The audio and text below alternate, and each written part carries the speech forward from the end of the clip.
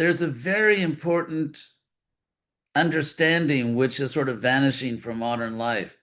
And that is that I have to improve. I'm not okay the way I am. I'm not perfect the way I am. My life is actually meant to be progressive. Wherever I am now, whatever my level of consciousness, whatever my behavior, my ability to understand things, I have to improve dramatically.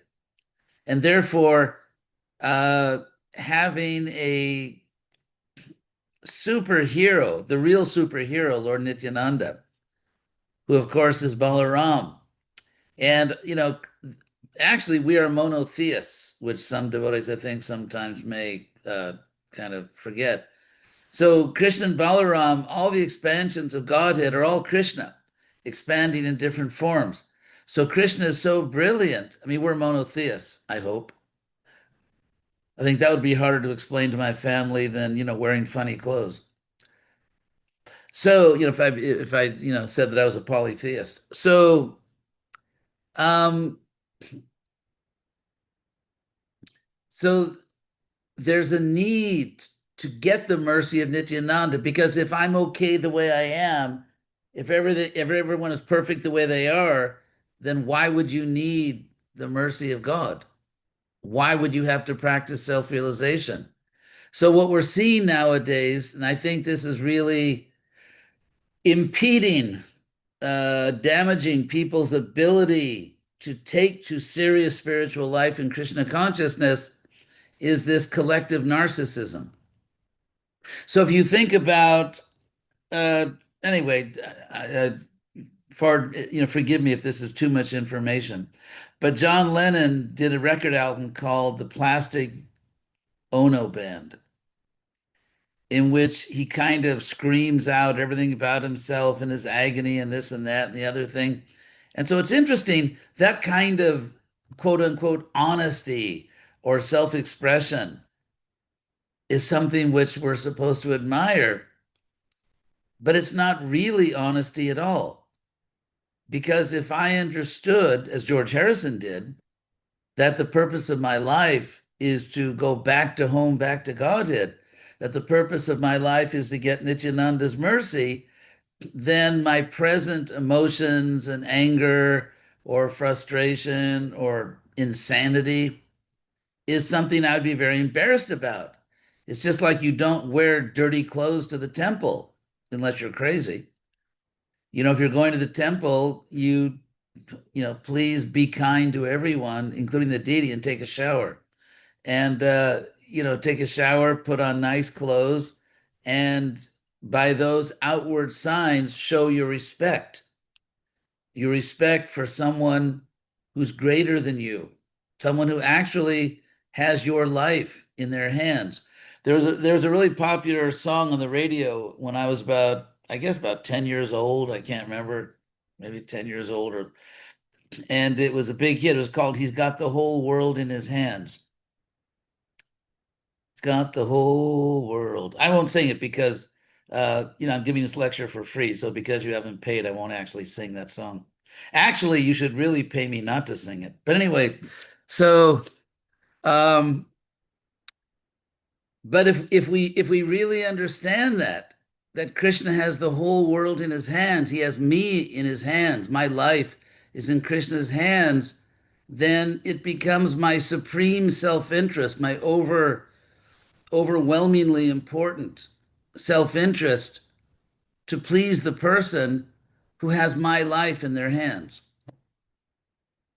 And not only in the sense of, surrendering to some cruel dictator. So I hope this person doesn't torture and kill me. So I'll be really respectful to this person. It's not sheer power, although there's a tendency, I won't get into that now, but with the proliferation of demonic madness in the form of Marxism, and the idea that and this spilled over into postmodern nonsense and a group of incredibly ignorant but famous French philosophers. The idea that ultimately all human relationships can be reduced down to power relationships. So the relationships between men and women are just, the men want power, the women have to take back their power. Everything is about power. Nothing's about love. Nothing's about kindness. Nothing's about charity. Nothing's about the mode of goodness. So you get these people like Marx who are deeply immersed in the modes of ignorance and passion and thinking that their own obsession with power defines all relationships, and that even religion is just an attempt by unscrupulous priests to gain power over other people. And so you have just this modern madness, this madness in the modern world, this uh, dark well of ignorance. And so Lord Nityananda, and then, of course, George Harrison, like take the song My Sweet Lord, where he is, in a sense, confessing that his limitations, I really want to see you, I really want to know you, which means that I'm in ignorance now, or I'm in a sense metaphysically blinded and ignorant, but I want to come out of the darkness, out of this blindness, and I want to see, because what there is to see is the most beautiful thing, Krishna or Balaram or Nityananda. And so I want to see you because seeing Krishna, which we can do by the mercy of Nityananda, seeing Krishna is the fulfillment of every worthy aspiration, of every desire worth having. Our desire for love, our desire for happiness, our desire for beauty, our desire for knowledge.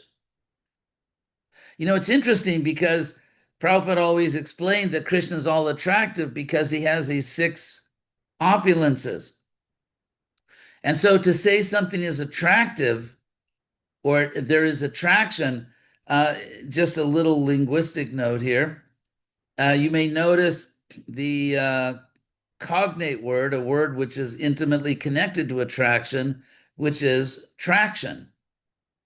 So what's the difference between an attractor like Krishna and a tractor, that plows fields? And so it's interesting. Anyone here know German? Christian, you know German, don't you? Yes. It's like Ziehung and Anziehung. And so the reason these two words are cognate is because a tractor, which I'm sure you all have at home in your garage, a tractor is something that pulls. It physically pulls, whereas Krishna mentally pulls you. To say that someone is attractive means that that person mentally attracts you.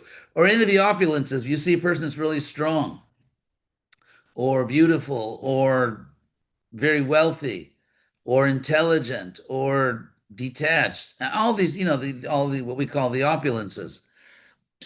And so therefore, but if you think you're perfect in yourself, then the only thing you're attracted to is looking in the mirror.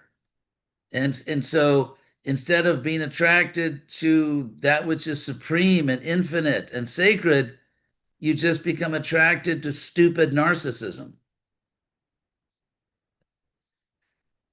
And so Krishna is perfect as he is. We aren't. If someone thinks I'm perfect the way I am, you have very serious cognitive problems. So it's interesting because George Harrison is saying, I really want to see you. I want to go with you. I want to know you. But it takes so long. So it's aspiring to something higher. And that's the real affirmation of self. The real affirmation, it's like a person being sick. Let's say someone has a serious illness and they say, no, I'm perfect the way I am, so I'm not going to a doctor. I mean, what do you do with such a person? I don't know, pray for them, pray they get a brain in their next life. But it's just like that. If someone says, I'm perfect the way I am, okay, your standard of perfection has really hit bottom. And also there's no motivation to do something better, greater. So if you say that, okay, like John Lennon, I mean, he did some service for Krishna, so we don't want to just bash him. And he did write All You Need Is Prema. So, but he's saying the way I am now, I have to express myself like, why would we want to see that and hear that? What is that a gift or something that you're shouting and yelling and I mean, what's the point? It's like get your act together and then we'll talk. It's actually also a lack of respect for other people. It's a lack of respect for God. It's a lack of respect for other people. Because, let's say I was doing this program and then I hit the button and I come on and I'm wearing my pajamas and it's obvious I didn't brush my teeth after breakfast. That would be a real disrespect. The way we show respect for other people is that we present ourselves in an appropriate way. And they're showing respect by coming to hear us, unless they're just looking for something to criticize. So, because without mutual respect, how can there be a serious relationship? And the basis of that mutual respect is that we're all part of God. So just showing mutual respect, just, dressing properly, personal hygiene, good manners, that's a level of God consciousness. It's sort of a beginning level, but so all these things are related. And if you just compare these two musicians, and one of them was actually didn't just want to talk about themselves, or if they did, only talk about themselves in relation to something greater than themselves. And the other person thought that my unfiltered, unedited, unconsidered, unthought about, just whatever grunt comes out of me, whatever, because I'm the center of reality. I'm the center of my reality. So whatever I'm feeling, it doesn't have to be filtered by wisdom. I don't have to clean it up because I have to show respect for other people. And so this kind of barbarian Planet of the Apes mentality, where, that's what animals do when they bark and grunt and roar. They're not, it's not a question of having good manners. They're just, in that sense, they're very spontaneous.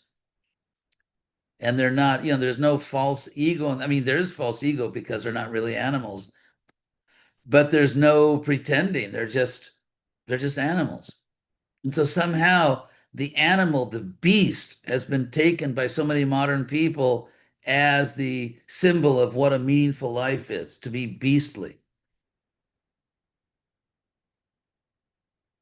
And so today's Nityananda's day, and Nityananda's so merciful. He's actually he's like a, what do they call it, an animal tamer. Just like Jagai and Madai, they were, just complete vicious barbarians. And Lord Nityananda actually saved them. There's this beautiful song I was listening to this morning about Lord Nityananda, which is one of my favorite songs. Nitai Guna Mani Amar, Nitai Guna Mani, that Prabhupada sings that Nitai is the jewel.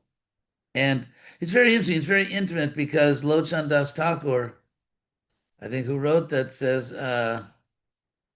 Nitai Guna Mani Amar. Amar in Bengali means my Nitai. So it's a very intimate thing.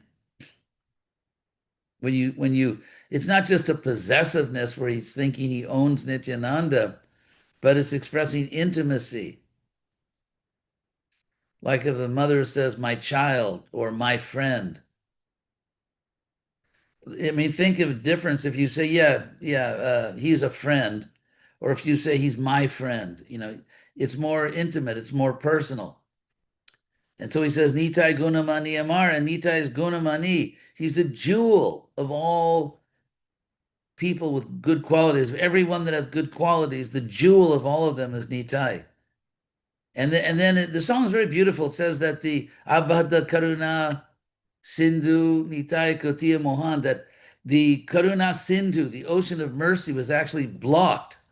There's an ocean of mercy, but it wasn't flowing, it wasn't reaching people. And so it said he cut, Prabhupada pronounces it a canal. He means canal. I mean, well, he doesn't mean, I mean, that's India, I guess, how they pronounce canal. Or he opened a canal, or he opened so the water could flow of the ocean of mercy. So that Avadha Karuna Sindhu is again kind of the situation in the world that the ocean of mercy, which Lord Chaitanya brought, is really, it's blocked. The mercy is not flowing. Devotees are not what are called public intellectuals. As we know now, especially in America, we've kind of reached a new low in terms of political behavior and etiquette. And so just the value of being a lady or a gentleman is something which these people can't understand. And so without getting into political topics, which would be kind of depressing, um, but if we read the news, where are the Vaishnavas? Somehow, I mean, that's why Prabhupada came to America, because he knew that if he was successful in America, other people would listen to him. I mean, especially in India, they would, and they did. So somehow or other, we need to become the public speakers. We need to be as Lord Nityananda was. So the question is not why are the politicians so disgusting, especially in certain countries. Um, that's not the question. The question is where are the devotees? Where are the devotees? Especially in the Western world, that's a real question. Where are the devotees? So anyway, as tempting and relishable as it is to criticize others, I will try to remain positive because it's Nityananda's day. I have to, hey, shut, you got to give me a Jane Austen quote about criticizing others later. You find a quote for me. Anyway, so so here we are. Here we are. And Krishna has provided this technology because, I mean, people, you're in Africa, which is a different continent. It's not exactly a close geographic neighbor of California. In fact, it would take, a long time to fly there. And so, it's interesting how space and time, in a sense, has vanished. And that's what Vedic sacrifices do. Because if you ever curious how Vedic sacrifices work, I can give you a sort of my understanding of it just by thinking about it. And that is that because Krishna says in the Bhagavad Gita that I'm everywhere, Mayi sarvam idang tatang, uh, that everything's expanded in me, that the highest yogi is yomang pashyati sarvatra, one who sees me everywhere, sarvam cha mayi pashyati, he sees me everywhere and sees everything in me. So what that means is the logical consequence of everything being in Krishna and Krishna being everywhere is that everything is everywhere. Just think about that for a moment. Everything is everywhere because Krishna is everywhere and everything's in Krishna. And so in the Vedic sacrifices, the sacrificial arena was kind of like your computer screen. And when the priests chanted mantras and made an offering, it was like clicking. That was like the mouse. The spoon of offering was kind of like the mouse. You point and click through mantra. But anyway, so without going into all the details of that, but um, so in this age, it's the Sankirtan movement. So first of all, it's very inspiring. Well, not first of all, but also it's very inspiring to see all of you there, especially when I was younger. I was actually younger. I wasn't born in this pitiable state, but I remember when I was in Latin America and we were spreading Krishna consciousness all over Latin America, and I used to think of Africa, which was actually a neighbor to my zone. I was in Brazil, and that easternmost part of Brazil, where it kind of sticks out to the east, is actually not that far from West Africa. And so I used to dream about, what it would be like to just open everything up. Of course, it was actually done. Bhakti Tirtha Swami was, of course, the most distinguished pioneer there. And so it's by Prabhupada's purity and genius and determination and self-sacrifice that we can now have friends all around the world. When I was a kid, they used to have what they called pen pals, where they had these like I guess these programs where if you signed up, they would give you the name and address of someone in a different country than you would write to them. I actually, when I was about 12 years old, I had a pen pal in France and a boy my age in France. So Prabhupada really has created an international society for Krishna consciousness. And Prabhupada said progress means to increase the family members. It's interesting, um, before the Industrial Revolution, the bigger your family, the more prosperous you were. Because anyone that's ever worked on a farm knows you can always use help. There's always things to do, whether it's, so having big families, there was actually economic pressure to have a lot of children. But with the Industrial Revolution and urbanization, it completely reversed, and there were strong economic incentives to have small families. Because in an urban environment, your 10 children can't do anything except drive you into bankruptcy. Whereas in a farm, they can actually help. So now you have these nuclear families, and of course, now they split the atom. So even a family with a mother and father and one or two kids is in the West now. It's because there's so much divorce. So we're in a sense we're trying to do what had never been done before, and that is preach convincingly, not just at a unique time in history where suddenly by Krishna's arrangement all the young people in the West go crazy over Indian mysticism, and so you just go out and chant in the street and people join and you get this big movement. Well, Prabhupada said that. Prabhupada actually said that Krishna had sent past life devotees all around the world just waiting for the Sankirtan party to pick them up. Now it's different. We've kind of, as I put it, burned through the inventory of past life devotees, at least in the West. And we actually have to persuade people now. You can't just show up and give them some prasadam, chant Hare Krishna, and then they show up at the door and they want to join the movement, thus extremely pleasing their families. So nowadays, that was a joke. So nowadays, how do we? I don't know what the situation is in Africa. I mean, I read the news like whenever some program, ISKCON program in Africa, whenever they post news in ISKCON news, I definitely read it. So that's all that I know. But so in the mood of Nityananda, the ocean of mercy, and I'll wrap up talking again about Lord Nityananda, the ocean of mercy definitely is being blocked. I mean, to say that the mercy is just freely flowing in the Western world would be sort of they call in Spanish, un chiste de mal gusto, which means a joke in bad taste. I mean, obviously, if anything is obvious, it's that the mercy is not flowing effectively in the Western world. And so, again, it's blocked. Avadha. Avadha means blocked.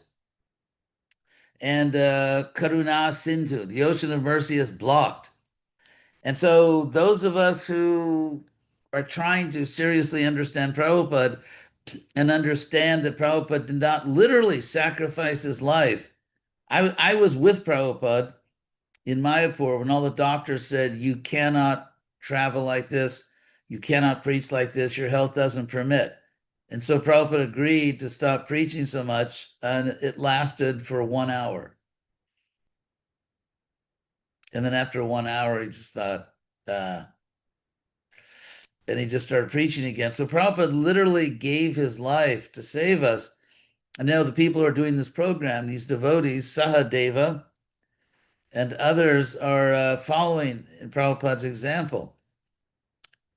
And so we really, I've tried my own program. It was very important to me to do something which was not involved in any way in controversy. So I started Krishna West. That's a joke. So, but anyway, that's what it means if you really understand Prabhupada, if you really understand Lord Nityananda, because that's how we understand Nityananda, through Prabhupada. We don't, as Prabhupada said, we don't jump over Prabhupada. So, and of course, when we hear Prabhupada sing about Lord Nityananda, when we hear Prabhupada talk about Lord Nityananda, without question, that's where the greatest potency is. No one can sing about or talk about or explain Lord Nityananda with the potency that Prabhupada has. And clearly the whole spirit of, because if we take Nityananda seriously, it means he's supposed to be actively working in our programs. But of course, we have to invite him.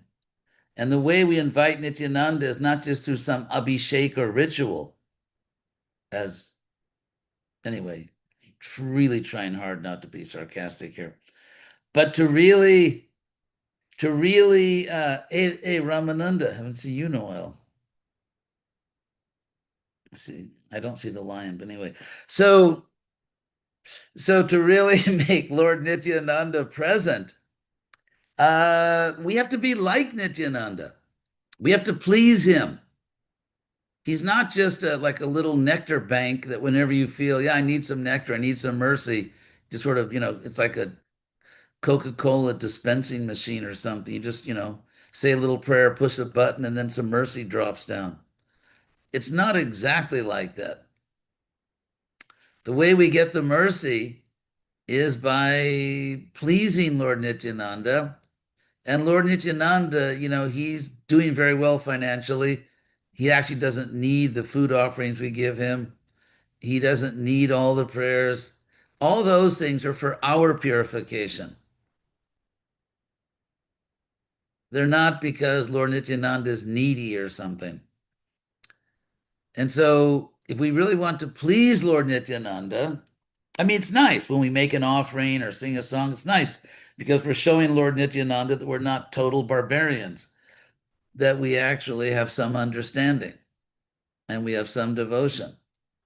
But if you want to become what the acharyas call the antaranga bhakta, like literally sort of like an internal or intimate, sort of how you say intimate in Sanskrit or Sanskritic Bengali, antaranga. Antar, of course, is the source for our English word internal. So if we really want that, we have to, get off our asanas and really work hard. Nityananda was going all over the country, preaching, engaging people, saving people. And so we can judge our devotion by how much we are following Prabhupada's example. I mean, obviously, it would be absurd, if not perverse, to say that Prabhupada gave his life for us so we could, go to Sunday feasts and kind of see our friends and do a little kirtan. I mean, that's all good, but not if that's the extent of one's spiritual life. Prabhupada went everywhere and worked. No one, I mean, Prabhupada worked harder than we did. He was twice or three times as old as we were, actually three times, and he was working harder than we did. So if Prabhupada's the Acharya, that's the example. We work very hard to directly spread Krishna consciousness. That's the example. And then we'll get the mercy of Lord Nityananda. So, any questions?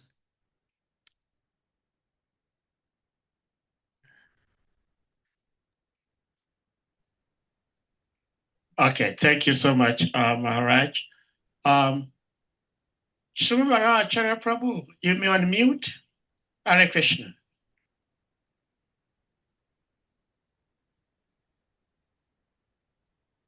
Are you there? Yes, Hare Krishna. Okay. Please accept my questions, Maharaj. I'm driving, so I have to pull over. So, Yeah, yeah, please pull over, don't crash. yeah. Okay, Maharaj, thank you very much. We are very glad to have you here. And we appreciate your delivery. And we are also fortunate to be hearing from you something that many of us had wished and longed for a long time, as you are one of those early the pillars of ISKCON from the early days. So your presence is very auspicious for us and very beneficial. So thank you very much, Maharaj. And I would also like to appeal to you to please to be open for us, because here we ask questions on this platform. We are very known for asking questions. Oh, good. And I'm very known for answering questions. okay, thank you. All right, Maharaj. So my first question is, I have a lot of questions, but I'm going to start with this first one. Um, if I understand you very well, and knowing also from what I've been hearing about Christian words, our dress mode in approaching people has to be something that has to be of mutual respect. The way people can accept us, and we also, respect them. So that is very logical. But I have one uh, problem with that. That's not problem, but I have a question about that. The fact is that we cannot separate religion from culture, at least from history. Almost every religious tradition has Yes, come from yes, some cultural background. And then, secondly, we also have the priestly class who are known for a particular uniform, particular mode of dressing, and they're always accepted in every tradition. All tradition. I'm talking from Africa, and we have our tradition and the way our priests dress. And we accepted Islam when they came. We accepted Christians when they came with their own different acculturation. So it is not totally strange to us here in Africa that the Hindu monks or the Hindu priests have a particular way of dressing. So it's not shocking to us. Of course, maybe a little bit uh, outlandish, but it's not so shocking. So what I'm saying is that it isn't a question of not showing respect or not honoring the people, but it's because it is embedded in tradition that the priests will look different. okay, yeah, yeah. I've So actually, that I think I've heard these points a few times in the last 10 years, and so maybe I'll just respond because it's a good point. I mean, it's a good point, but I think that if we look closer, we find that the your argument actually works in favor of Krishna West, not against it. And also, I didn't call it Krishna Africa. Uh, I called it Krishna West. I mean, Africa, there is Western Africa, but I know Bhakti Tirtha Swami had a lot of success adapting to African customs. So, okay, here are a few points. If we let's let's broaden this discussion so we're talking in general about a few much larger things, so we can then locate ISKCON within larger historical realities. And one is the history of religions. We have to know something about the history of religions, and we have to know something about how, let's say, external customs like dress, like cuisine, architecture, music styles, how those things acted or failed to act within the history of religions, and especially to get more specific within the history of missionary religions, especially, and there's a big difference between missionary religion in a foreign culture externally and missionary religion in a country of origin. These are all socio-historical issues that I'll try to briefly go over. If I was in India, for example, I would never take my dhoti off, and because then I'd never have to pay for lunch. Because obviously, that's sannyasis are very attached to their free lunch. But the point is this: take, for example, a priest. Take, for example, a Christian priest. They do not dress like people like Israelis 2,000 years ago.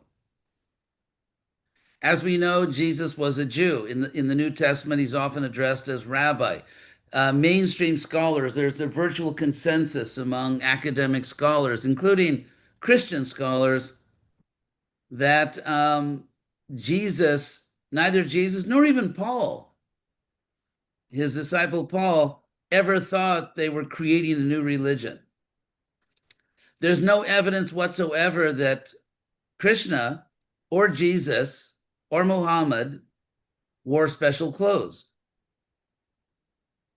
There's no evidence that when Lord Chaitanya inaugurated the Harinam Sankirtan movement, that he wore a uniform, that he was dressed any differently than everyone else.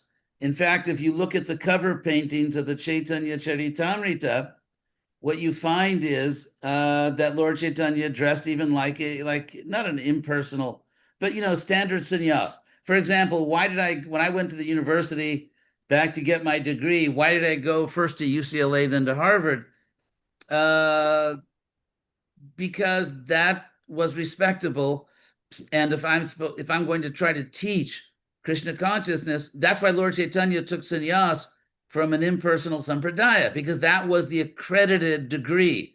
That was the respectable sannyas degree. And so what we find is that Vaishnavas, and actually even people of other religions, for thousands of years are adapting to the culture they're in. That's why, for example, the uniforms of priests have nothing to do with the way Jesus dressed or with the way his apostles dressed. Now, the argument's given, and I think ultimately the argument doesn't succeed, that just like a fireman or a policeman wears a uniform. I'm sure you've all heard that, right? It's part of ISKCON lore. So that if you need a fireman or a policeman, you tell by their uniform. I'll tell you why I think that argument does not succeed, why it fails to really describe our situation. Because if we study that more closely, first of all, in the case of firemen or policemen, everyone already accepts them as authorities. They just need to know who's a policeman. If you're in the street and you feel like you're in danger, and you just need to know is there a policeman around. So they identify themselves by uniform. So first of all, this analogy only works when someone is already accepted as an authority and you merely need to identify them. I hate to be the one to, break the news to you, but at the present time in the Western world, I'm very sure in Africa, Hare Krishna devotees are not universally accepted as authorities about God and the soul and what a meaningful human life is. We are not accepted as the authorities. So people do not need to merely know who the Hare Krishnas are. Then they'll know, okay, that's the person I need to go to because my grandmother's dying or because I'm confused about the purpose of life. And no, we're not accepted. That's the first huge disanalogy. Another disanalogy is, and it's also a very big one, that policemen or firemen or whatever do not merely wear uniforms. For example, let's say in some country, all the policemen dressed in miniskirts or and wore, just some crazy dress or dressed like Casper the Friendly Ghost. I mean, obviously, that's not what they do. Why? Because within every culture, there's a certain mode of dress which communicates to the people authority, and specifically the authority to use violence that ordinary people can't do. A policeman is authorized to use, let's say, hopefully legal violence. A fireman can go break windows down, kick down doors. You can't do that. You can't go into someone's house and break the windows and kick down the door. But a fireman can if there's a fire in the house. He doesn't have to get some special document from the court. So therefore, firemen and policemen dress that way because those are military style dress. The colors are military. The way the clothes are tailored is military. And military or police or firemen, it means people who are authorized to use legitimate force. They can do things that ordinary citizens can't do. So is a dhoti, is a sari recognized in your country as the normal uniform of a policeman? How many policemen in Africa walk around in dhotis or saris? And so that analogy is very problematic, first of all, because it only works if people already accept certain people as authority. And secondly, the uniform is something which has been designed, tailored in a particular culture to convey the authority, legitimate authority to use force beyond what an ordinary citizen can do. And so the analogy actually doesn't work. And as far as respecting local customs, yes, if I was going, let's say if Krishna had sent me to Africa to preach, the first thing I would do is try to figure out where I was. Who are these people? What are their customs? What is respectable? What is not respectable? And so on and so forth. Now, if you look at the Vaishnav history, what you find is not this eternal dress style, an eternal cuisine, an eternal form of architecture. That's not what you see. What you really see is constant adaptation. I've actually researched these things. That's how I became contaminated in the university. So I actually fact check something that that wasn't an obstacle to me when I was a younger devotee. And even if you look at Vaishnava temples, Gaudiya Vaishnav temples, South Indian Vaishnav temples, there is a lot of Muslim influence. It's not eternal architecture like devotees say, and if you're in the Hare Krishna movement, you'd better have a good sense of humor. Otherwise, you'll probably have to be medicated. Anyway, it's there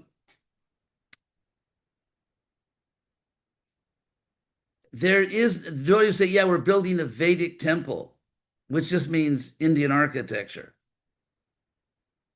Or, we have to cook for the deities, which has a lot of Muslim influence, by the way. And of course, South Indian temple architecture is very different from North Indian temple architecture. So, or they say, okay, these are the foods we're cooking because the deities want us to cook these foods. And it's, this is really cross-cultural because it turns out that Krishna really likes Turkish food. Again, because of the Muslim influence, half the preparations, which are the only preps that the deities like, it turns out they're not even from India. Or subjis with tomatoes and pepper and chili and potatoes, which didn't even exist in India during the time of Lord Chaitanya. They came from the Western Hemisphere. So it's what I call the myth of Vedic culture. And I mean, there really is a Vedic culture. I can tell you what Vedic culture is in one sentence. It's the God-given Varnashram Dharma dedicated to Krishna. That's Vedic culture. If you're talking about dress style, architecture, cuisine, musical style, no evidence. And so this attempt to Indianize the world won't succeed. It works with Indians because they're happy to be re-Indianized. Especially if you have Indians living in Africa or living in the Western world, because they grew up in a certain culture and it's very meaningful to them. It's the culture of their parents and their grandparents. It's their culture, and so sure, they like it. But uh, ISKCON is supposed to give people a spiritual science, not pseudo historical mythology. And therefore, what's the correct way to dress, for example? Two criteria. Number one, it should be decent. Please dress decently. And number two, it should be effective in the country you're in. I know Bhakti Tirtha, one of the last times I visited him, he had a huge wardrobe of African clothes. I mean, he was like the African fashion king. So and he was very successful. He was very successful. So the only thing that the world, let's say, especially the world outside India or the Indian diaspora, the only thing the world will really accept from us, and, just get used to this, the only thing the world will accept from us is a spiritual science. Very few people want to be re-ethnicized. Some people love the exotic. Some people, when they walk out the door and they're in public, they want attention. They want, that's why they have lots of body art. And they want, some people just want or need that attention. I'm not one of those people. I I don't want people staring at me for the wrong reason. And so therefore, devotees have to do what devotees have always done, adapt. If you and the need to adapt to the culture you're in, it goes back to Krishna. It goes back to Krishna. It's in the prayers of Queen Kunti, which somehow have not become sort of gold medal slokas in the Hare Krishna movement.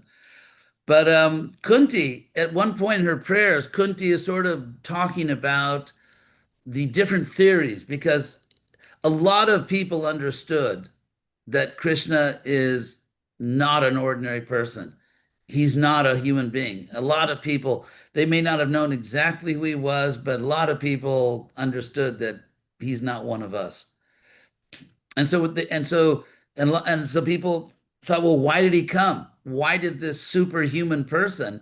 And by the way, the word superhuman is in the Bhagavatam, in the first chapter of the Bhagavatam, Atimartya means literally superhuman, beyond the human. And so Kunti is saying that different people have their theories of why Krishna came, but ultimately, when he did come, Kunti says he came nato natya dharojata, like an actor in costume. That means, however Krishna dressed 5,000 years ago, and Indian art, comes about 4,000 years after Krishna came, is not a window into 5,000 years ago. It's a window into Indian art at the time it was made. And so what we do know is that Krishna came in disguise. So even if you knew how Krishna dressed, and it's not explained in Shastra, all we know is, he really liked yellow. He liked yellow clothes. Somehow, kind of was a really good contrast with his rain cloud colored body. So we don't actually know what was in Krishna's closet. And of course, the word, as some of you heard this a million times, so just take this as a tapasya. You have to hear it again. But as we know, words like Dodi and Sari are not Sanskrit words. They're not in any Shastra. There's no description in any Shastra about how he dressed. But even if we knew how Krishna dressed, that would tell us nothing about the spiritual world. In fact, also, not only Kunti, but in the first chapter of the Bhagavatam, it said, Kritavan Kila Karmani Saharamena Keshava. That Keshava, along with his brother Rama, they performed superhuman activities Atimartyani Bhagavan Guda Kapita Manusha. And he was in disguise, pretending to be a human being. So even if we knew how Krishna dressed, that would tell you nothing about the spiritual world. Or maybe, probably still likes yellow in the spiritual world. Now take Lord Chaitanya, when Lord Chaitanya actually invented the Harinam Sankirtan movement. All the evidence we have is that Lord Chaitanya didn't wear a uniform. No one wore a uniform. There was no uniform. They dressed like everybody else. Lord Chaitanya was a highly respectable, so-called Brahmana, born in a high-class Brahmana family in Navadvip. He was a great scholar. So it's just like Krishna 5,000 years ago. He was born in a Kshatriya family. Therefore, the devotees who are going to help him to reestablish Dharma and get rid of the bad guys, they also were Kshatriyas, the Pandavas, the Yadus. Of course, Krishna's most intimate pastimes were in Vrindavan. However, those were the pastimes of just revealing the highest bhakti, not the pastimes of directly getting rid of the bad guys and saving the good guys.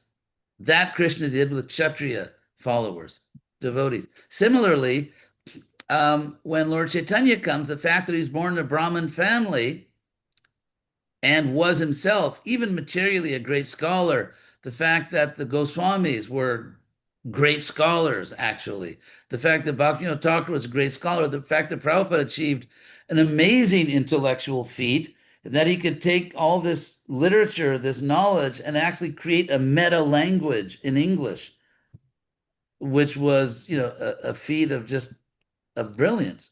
Anyway, I'll stop there. So some people have questions. Sarvatma, who's he? Go ahead, Sarvatma. What do you got to say? What do you have to say for yourself? Hare Krishna. Actually, I was going to call Sarvatma Prabhu because he has Okay, go ahead. Go ahead. Hey, Sarvatma Prabhu, please you may Divya is unmute. there also.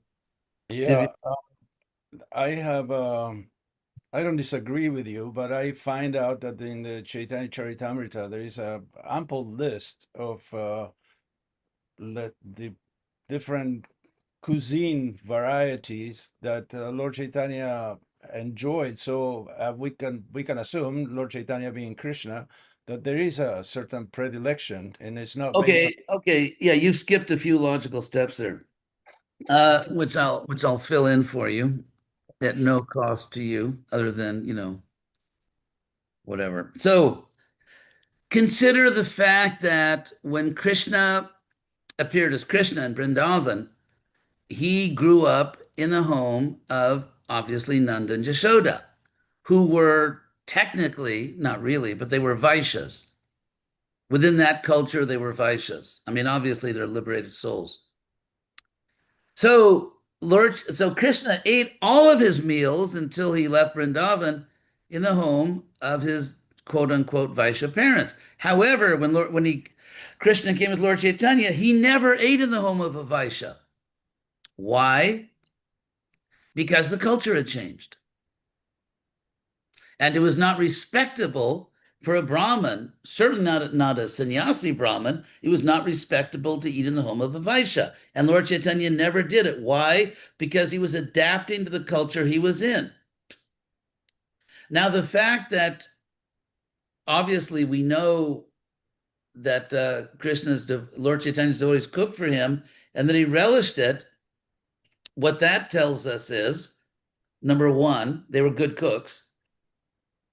And he liked it. So it doesn't, I mean, do we find a verse in the Chaitanya Charitamrita that explicitly says, and we should be very careful about filling in things that aren't stated, that Lord Chaitanya, let's say he was in the home of some Brahmin, or even, his mother was cooking for him, and he relished the prasadam, and then Lord Chaitanya declared, I'm relishing this because this is exactly what's on the menu in Krishna Loka. This is like a typical breakfast in the spiritual world. Did he ever say that? So, I mean, Krishna says in Bhagavad Gita, Patram Pushpam Phalam Toyam Jome Bhaktya Prayachati. Whoever offers me with love and devotion, as we know, flour, water, Tadaham Bhakti Upratamastami, that I eat it, I enjoy it. So does that mean that we don't know exactly what they cook in the spiritual world? And not only that, since the spiritual world is infinite, are there like, yeah, there's 7 basic preps in the spiritual world. No, there must be millions of preparations. And since the spiritual world is always expanding, there must be ever new preparations. I mean, for example, potatoes are a new thing because they didn't exist in India when Lord Chaitanya was there. And if he really eats potatoes in the spiritual world and he doesn't want to change his cuisine just because he's coming down here, he obviously would have had someone bring some potato seeds, plant some potatoes maybe a few generations before he came so he could have what he likes. And so, all these assumptions and, they're not actually logical. So, Sahadev, why don't you call on someone else? And Yes, thank you so much, Maharaj. We'll go to Madhupani Lila. Mataji, please, you may unmute. Hare Krishna, Maharaj, thank you so much for your class. It's been so Hare nice to hear Krishna, from you. where are you, by the way? I live outside of Gitanagari. Oh, did I see you when I was there? I believe so. She's a Gita Amazing. Nagari Gopi. Yeah. I went to. Well, go ahead. Go ahead. Okay. Yeah, thank you so much for your class. It's so nice to hear from you. I was very excited when I saw that you were giving class, as I haven't been able to hear your live classes yet. Um, I had a question about Lord Nityananda. You were describing how we should, in order to please Lord Nityananda, we should like do activities that Lord Nityananda does, like preaching and widespread Sankirtan. So when I think of Lord Nityananda, I think he's like quite an avid dude. It's just what I've read. And I get kind of like a little wary of the idea of like he's quite a radical preacher and he does things that are like seem a little, yeah, in the avid dude category. So if we're not comfortable doing that, or maybe that's not an opportunity that we have to like do radical widespread preaching, what else is there that we can do to gain Lord Nityananda's mercy? Oh, okay. Good question. Yeah. Prabhupada definitely didn't want the International Society for Avadutas. So, okay, first of all, in the Bhagavatam, 10th canto, when Parikshit Maharaj heard from Shuka about Krishna dancing with all these gopis, many of whom were married and so on. And then Parikshit, on our behalf, raised the obvious question. If Krishna comes, as he says in the Gita, of course, Dharma Sangstapanartaya, to reestablish the sacred law, why did he do something which is widely considered to be against Dharma? And so Shuka, in very famous verses, answered, and the essence of it is that number one, we can't imitate great souls. And the example given is that Lord Shiva drank an ocean of poison, and all he got from it was just a little body art on his neck. And so he's called Kala Kanta, sort of dark neck or something. Anyway, I have jokes about it. So we can't imitate Lord Shiva. So therefore, Shuka concludes, if the great souls, if the great authorities do something and also tell you to do it, then you do it. If they do it and don't tell you to do it, then you don't do it. So Lord Nityananda never asked us to just be avadutas. In fact, the pure, transparent representative of Lord Nityananda is Prabhupada. And Prabhupada told us to dress nicely in a respectable way. Actually, there's a quote from Prabhupada. Somehow it hasn't become wildly popular in mainstream ISKCON, but where Prabhupada said that if I could preach more effectively by wearing Western clothes, I would wear Western clothes. That's a quote from Prabhupada. Here's another quote from Prabhupada, that we don't care about clothes. Clothes are a dead thing. We're interested in living consciousness. Now, it so happened that when Prabhupada came to the West, Krishna created this wave, and Prabhupada rode the wave, there was this unprecedented fascination among young Western people with Indian spirituality. I mean, all the most famous musicians went to India, whether it was the Beatles or Jimi Hendrix. I don't know if he went to India, but I mean, everyone. It was a huge fad among young people, and Prabhupada rode that wave. And so, otherwise, he said, you just wear whatever is effective. And Prabhupada never told us to become avadutas like Nityananda. And yet Prabhupada is Lord Nityananda's most important representative. So now we know what Nityananda wants because we just listened to Prabhupada. Hare Krishna. Thank you so much, Maharaj. So is that okay, Madhupana? You may unmute. Oh, thank you. Yes, that's good. That's very helpful. That makes sense to just follow Prabhupada's instructions, and then that'll be pleasing to Lord Nityananda because we're following. Yeah. And even Lord with my pattern. Nityananda, what we don't find is he had a whole ragtag like of a doot party or something. I mean, he didn't like if you consider like his followers, like a famous one is what is it? Raghunath Das is a very famous follower of Nityananda. He didn't, he wasn't an Avaduta. Mhm. So even Lord Nityananda's personal intimate followers didn't think they were supposed to be like him in that regard. Mhm. Yeah, that makes sense. Thank you. Yeah. Sure. Hare Krishna. Mother Jambavati Devi, please, you may unmute. Hare Krishna, Maharaj. All glories to Srila Prabhupada. All glories to Hare you. Krishna. Thank you. Nice to see I you. was so excited that you were going to be speaking to us today. The last time I saw you live was in Detroit, and that Oh, was several years ago. But I remember what you said in that lecture about the fact that we should take some lessons perhaps from the Christian faith in terms of hospitality and how we treat people that come to the temple, for the first time.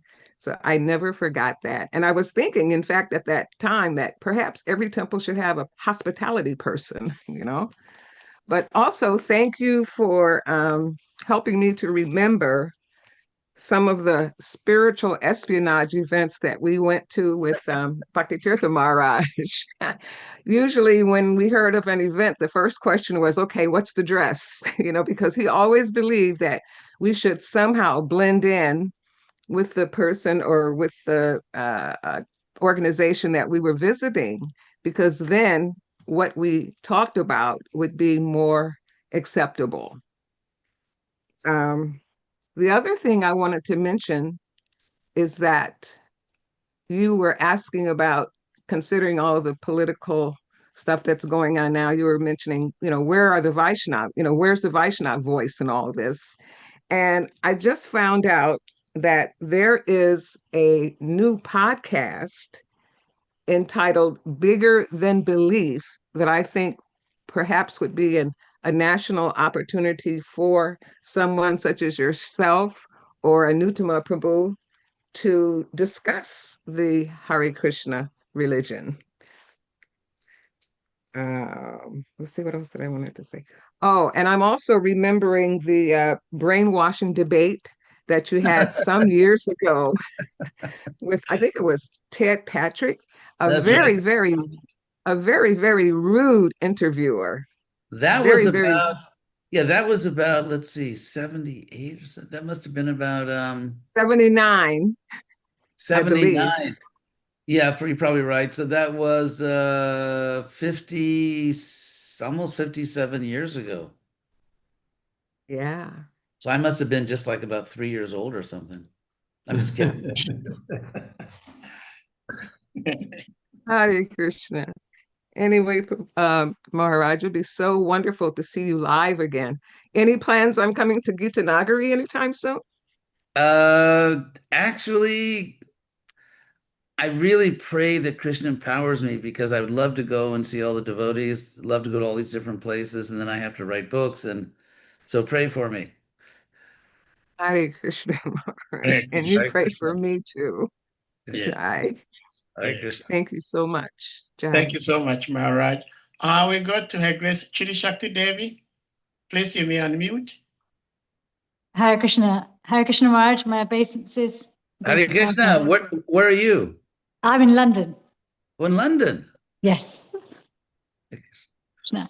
I don't want to. I know you spoke about it at length, and your points about Prabhupada being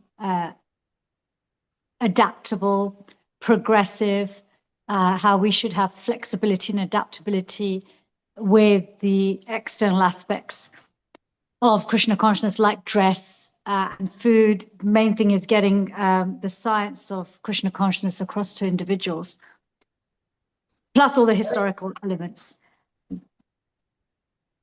I guess what I was thinking about was, in our writings of our Goswamis, there's variety in terms of the way Krishna appears in terms of his dress.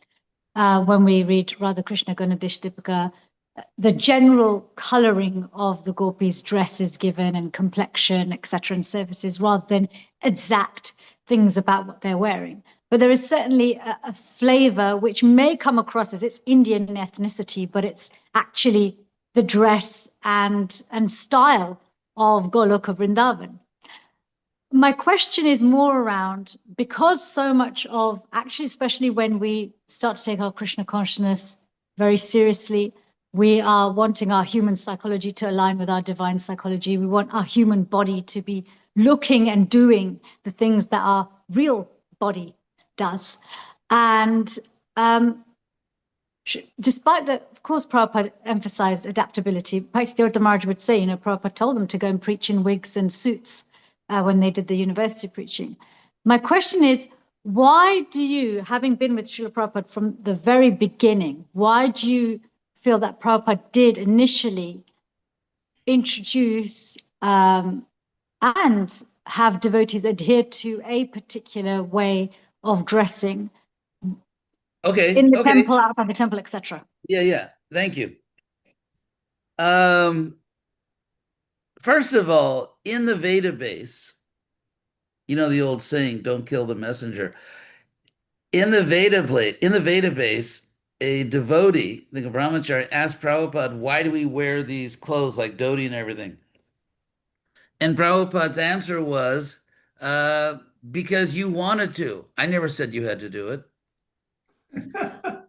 In 1970, not 70, was it 74? Maybe 75?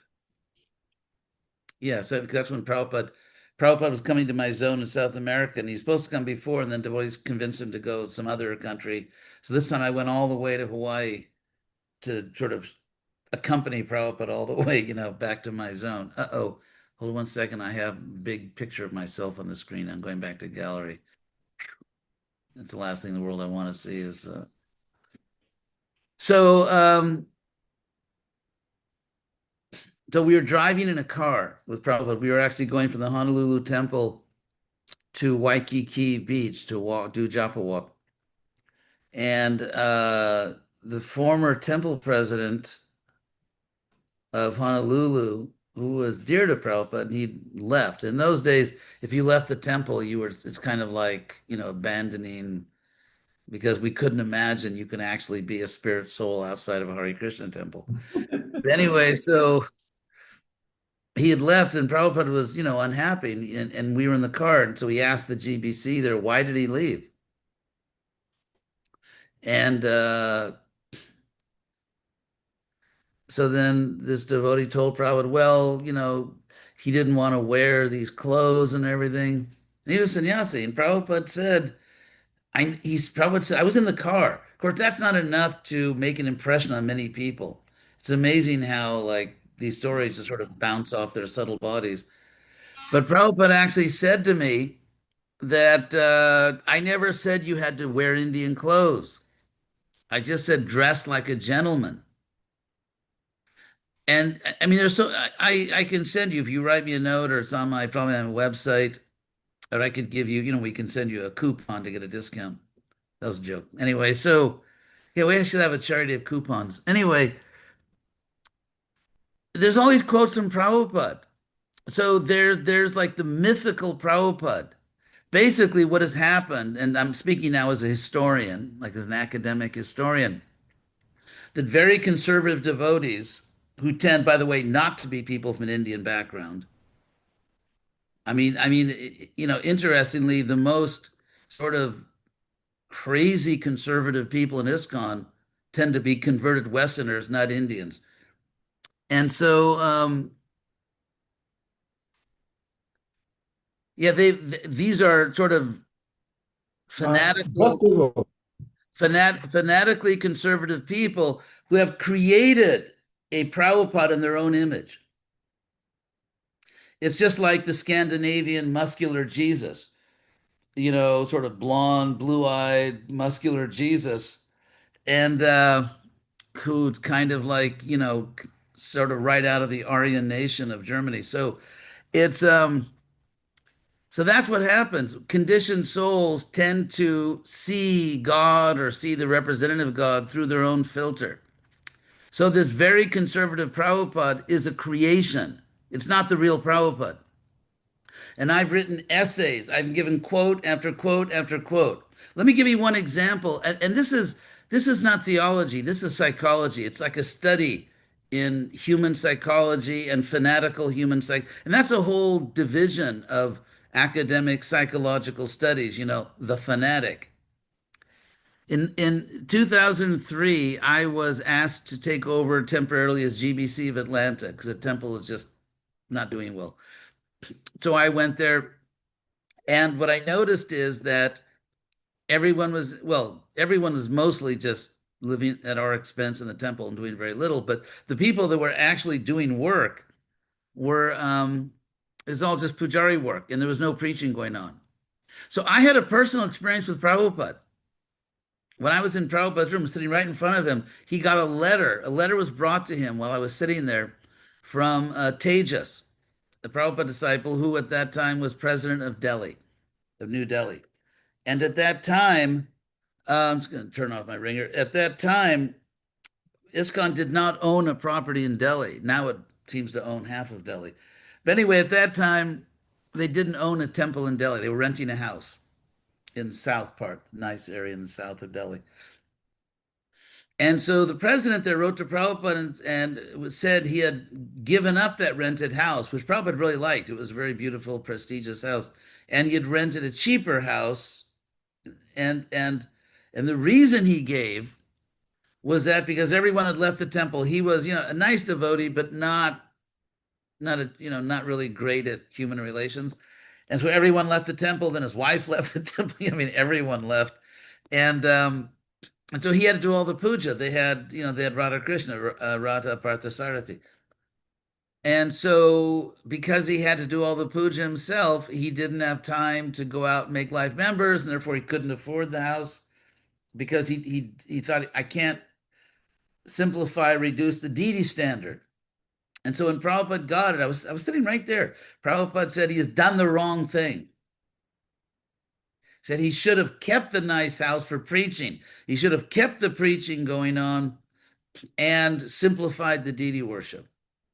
Now, that's exactly the opposite of what devotees did, certainly in North America. Because when the movement fell on hard times for various reasons, and there weren't many devotees, so like say Atlanta Temple, they had a standard of deity worship when they had like 40 Brahmins in the temple. And now they had 4. But they had to keep the same standard and stop the preaching. Exactly the opposite of what Prabhupada said. The 2 parallel tracks. The preachings, both are needed, but the preaching is more important. So because I actually followed Prabhupada's direct instruction, one of the Prabhupada disciples, example, wrote a letter to the GBC complaining that I should be replaced as GBC because I deviated, because I did exactly what Prabhupada said to do. And so this is not a unique case. I can show you as many cases as you want till you can't stand it anymore. But I can give you many cases where you can beat people over the head with Prabhupada quotes. You can flood them. You can drown them in Prabhupada quotes. It has absolutely no effect on them. It has no effect. And so we're dealing not with theology, but with sort of problematic human psychology. It's just like Prabhupada could say so many times, as he did say so many times, that women can be gurus, but it Yeah. bounces off the subtle body of these people. So the real Prabhupada is not this very conservative people a person that wants everyone to wear these funny clothes. I mean, funny in the West. That's not the real Prabhupada. That's the concocted Prabhupada invented by sort of conservative fanatics in their own image. I Yeah. mean, if, I mean, I think the reason I asked my question was because adaptability's got to be on a foundation of the baseline principle. Otherwise, you're just moving between the one polarized state of fanaticism no, and the no, other side no, of being so very good liberal point. that No, everything very moves so good point. much. But So there is, that's what I was trying to yeah, understand. but I'll tell you what Prabhupada's baseline is. Prabhupada had a baseline because as soon as I started Krishna West, one question, it's amazing that I got like over and over everywhere I went is, so you think we can go in the temple in Speedo swimming trunks or something, or, or women can just wear a bikini? It's like, no. See, the confusion here is a confusion between cultural principles and Mhm. ethnic details. To wear a dhoti or a sari is an ethnic detail. And as I saw personally in India, many prostitutes wear saris. They just have their own way of wearing them. So, and I've seen, young ladies, not so much anymore, but they go into the temple in front of the deities wearing a sari. They look like, kind of like out of control belly dancers. And so the point is the ethnic detail is dhoti and sari. It's not Vedic, it's just an ethnic detail. The cultural principle is dress in a very respectable way. You're going to a Understood. house of God. Mhm. I learned that when I was like 4 or 5 years old because my family had a religion. When we went to the place we went to, you had to take a shower, you had to dress, we had special clothes we wore to go to a house of God. And so the baseline is culture, not ethnicity. That's what so many people don't understand. They think that Vedic culture is a culture of ethnic details. It's not. It's cultural principle. Sure. I understand your point, and it's easy to illustrate with clothing. I guess the thing is with something like managing details, like whether we should or shouldn't reduce the deity worship, etc. Things like that require a bit more consensus and thought into what the actual principle behind it is and which principle you give priority to. But thank you so much for Okay, wait, giving no, my but question I time. want to follow up on Okay. that. You see, it's your like, what is that? The punching the tar baby here. Anyway, so like consider deity worship, which is like, for many devotees, the holy of holies. So what's interesting is that in ISKCON, it is not only bona fide, it is practically required to dress the deities ahistorically.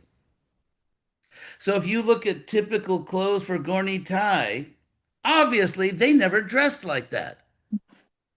They never dressed like that. And so what's interesting is that the pujaris who, anyway, I'm joking, but not the Pujari mafia, but what's interesting is that the Pujaris have set a standard, which probably goes back to India, of not dressing Gorni Tai as they actually dressed, but dressing them ahistorically, according to the imagination of whoever runs, the Pujari cartel.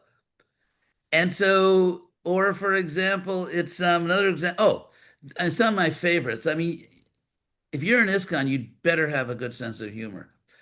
And that is, for example, you can't go on the altar with stitched clothing.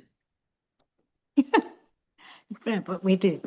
Yeah, I mean, obviously, thread is, it's like mud or some, it's like something you get in a toxic waste site, right? Thread. What's interesting is that Prabhupada never followed these things.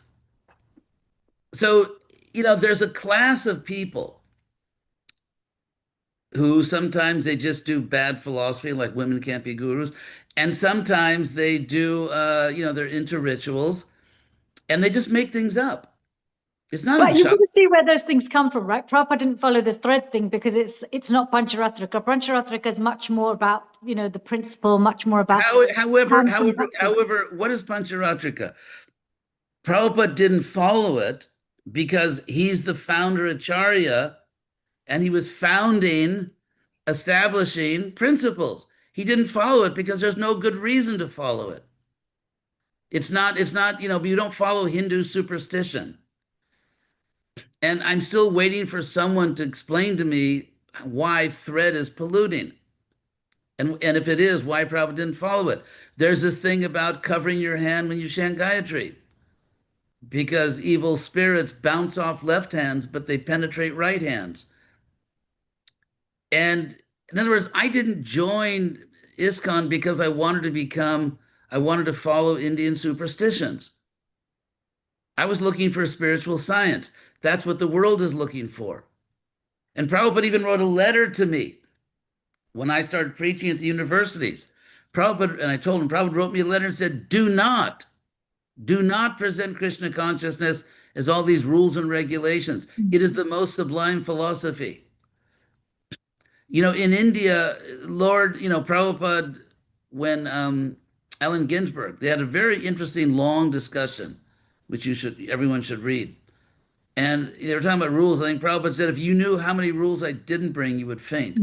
And so the idea, it's just like, for example, when Prabhupada, these things, when Prabhupada installed the deities in Vrindavan, and they had all these Panditjis come and do all these rituals, and Prabhupada said, we don't need these things. It's just because the local people, they won't like it if we don't do it. But guess what? If you're preaching in Africa, if you're preaching in California or Argentina, the local people don't care a damn about that. So why are you doing it? Because Prabhupada said we don't need these things. It's just for these, because in certain places they need it. So I'll tell you what I want. The only thing I'm going to practice is a rational spiritual science. And the only thing intelligent people are going to accept from us is a rational spiritual science. And we'd better get the memo if ISKCON is going to survive outside the Indian population. I can keep going back and forth with you, so I'm going to stop because I've got something else to say. Okay, well, yeah, well, write me a letter sometime. We'll go at it. Okay. Alex, Thank you thank you so much for the interactive questions and answers. Yes, Rupa, what about Rupa Vilas, my godbrother? He is a true sadhu. Yes. Jasmine, please hold on for a second. Rupa Vilas Prabhu, please, you may unmute.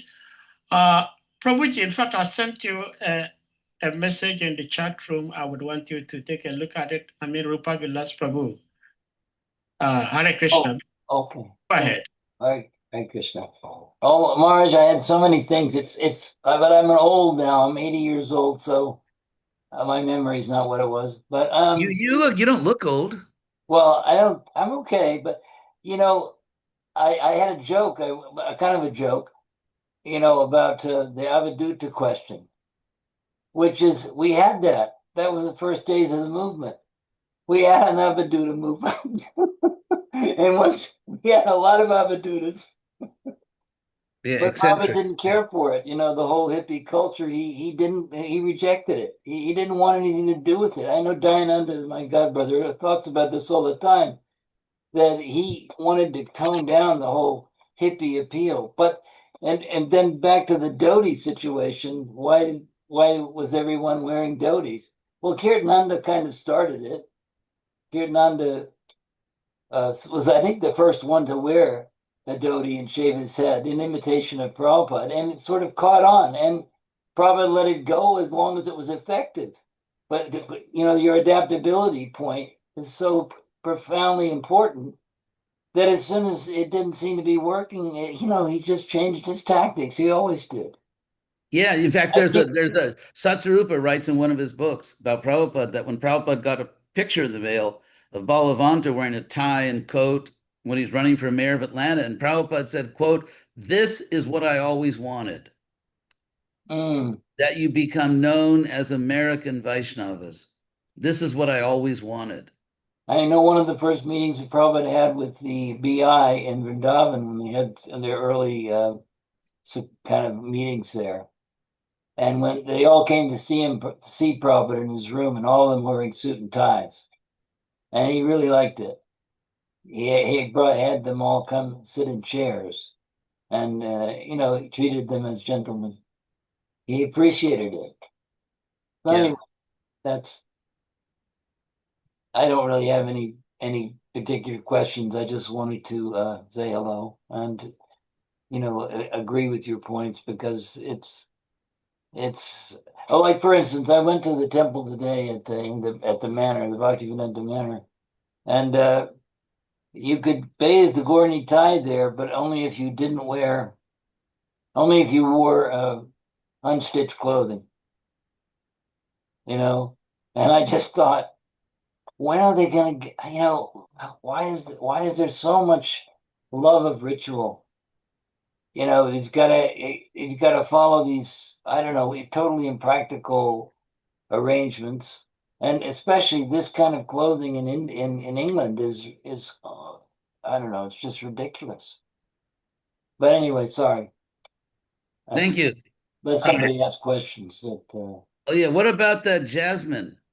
She's been had her Yes, hand. we'll go to Jasmine. Rupa Vilas Prabhu, thank you so much for your contribution. Dear devotees, in case you do not know Rupa Vilas Prabhu, he is the precious author of The Ray of Vishnu and the Sixth Goswami. And I must say, I am one of the luckiest people because he personally autographed those two books and I still have them. Thank you so much, Prabhuji. Hare Krishna. So good to see you here. Jasmine, I'm not sure whether Jasmine is rice or perfume, but I guess she's both. You may unmute, Jasmine. Thank you. Thank you. Hare Krishna. Such a pleasure to be here in the presence of devotees. I just wanted to add my experience in regards to the topics we're talking about and allowing Krishna to integrate into different backgrounds, ethnicities, and cultures. And so I am African, Caribbean. I live in African country or African diasporic country of Dominica in the Caribbean. But prior to this, I also lived in New Orleans, which is predominantly African diaspora in America and all the things, right? So culturally, I come from a different background. And I was introduced into the Bhagavad Gita in 2022. And the book really took my heart. The story really took my heart. And so I went from that version to Prabhupada's version, the As It Is version. And learning so much, it's a journey, and once you really read the text for yourself and you really have a pure heart and devotion, you feel the impact of it, and you don't necessarily need it to look any other way because the experience is inside of you. But with that being said, and I found out that I didn't even know there was a Krishna temple in New Orleans at the time. And someone told me there was a temple. So I was so happy to go and, hear of Krishna, speak of Krishna and all things. So when I would go to the temple in New Orleans, it was predominantly people from India there. And so a lot of what you guys were speaking about in the terms of maybe there isn't that much preaching, or there was some preaching going on, but the rituals were very prioritized, and people who were coming just from the local community, like someone who is Black or someone who is just not Indian in New Orleans coming, they will be able to eat prasadam, they'd be able to chant Hare Krishna, they'd be able to be there for the rituals. However, there wasn't necessarily a true desire to teach, what the philosophy, not even the philosophy, the science is about. And so that was one thing that was burning in me. I'm like, we need to talk about this. We need to, get together. We should be reading the text. It's so much more than all of this.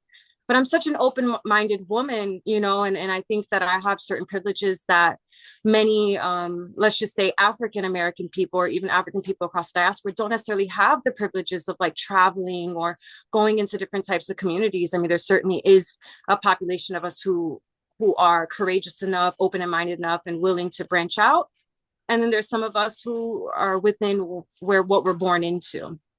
So me just being an open-minded person, I didn't mind being surrounded doing kirtan with no one else who looked like me around. It didn't matter. I knew why I was there. But as far as being able to bring my friends in, and how much would they feel represented and seen, and having that source of communication, I saw a gap there, right?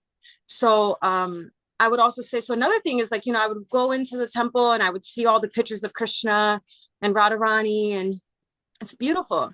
And so my passion took me further, and I read the Krishna book. And so reading Krishna book, it was the first time I had ever heard Krishna referred to as Black. And I mean, it wasn't just Black, it was like Krishna is the blackest of the blackest, and when it would refer to him as a moonson cloud, it was like he was as black as a moonson cloud. But if I just walked into the temple and I looked at Krishna, I thought Krishna was blue. And I think something as small as that allowed me to feel even more accepted in this spiritual science. It was just very inclusive, the imagery that's provided. When you mentioned, yes, Jesus being presented as blonde hair, blue eyes, that's a little bit challenging for different people, especially that it doesn't geographically represent the where Jesus was born and what color he really would have been. It's not that to separate us by color, but representation of how they incarnated is very important as well. So I would just say, as far as, because we kind of started this conversation talking about how do we teach Krishna consciousness in African spaces. And as an African woman, and I'm also mixed as well, so I'm mixed with Scottish and Irish, but I didn't grow up with that side of the family. So I've been fully immersed into, my African inheritance and culture. And so as a woman who's been able to walk herself into Krishna consciousness with confidence and with a sense of belonging, I know that. Jasmine Devi, sorry to interrupt you. Can you try to encapsulate your question, remark, comments, so that we move on to other devotees who may also want to ask questions? I understand that you're trying to establish something for Maharaj to respond to, but if you can make it like short for Maharaj to get to that, so we can get to the other devotees also, please. Thank you. Okay, respectfully, I sat here for an hour with my hand up, and I've only talked for 3 minutes so far. Well, anyway, I'm enjoying the story. By the way, it's thank you so much. I think maybe I could just say something in response. Thank you. Yeah, you're a very interesting person and articulate, which I appreciate. I wanted to wrap it up by saying, I think that's important. I think, being able to when we're in African spaces, also just draw the connection. Like Krishna was the blackest of the blackest as well. Like you can see yourself in Krishna, and that's important that we can see ourselves as well in the deity. And it's not just all the wrappings of Indian wrappings. There's some African essence in there as well. And it's very powerful. It's very, very powerful, very potent. And I just wanted to offer that testimony as a woman who's walking in Krishna consciousness without a community, by herself, but genuinely going into the text and finding those gems that allow me to integrate spiritually, but also culturally, and share that with others. Yeah, I just, first of all, yeah, respond. Interesting. You're an interesting person. It's, and I would say that, sort of reacting to what you said, when I first joined the movement in 1969 in Berkeley as a student there, and of course, we had strange dress and the food was all new, although it was pretty good. The food was pretty good. And and of course, in those days, it was like the days of the hippies and the freaks and everything. I wasn't that. I was sort of more of an like student political intellectual type thing in Berkeley. But you're right that there has to be some place to connect.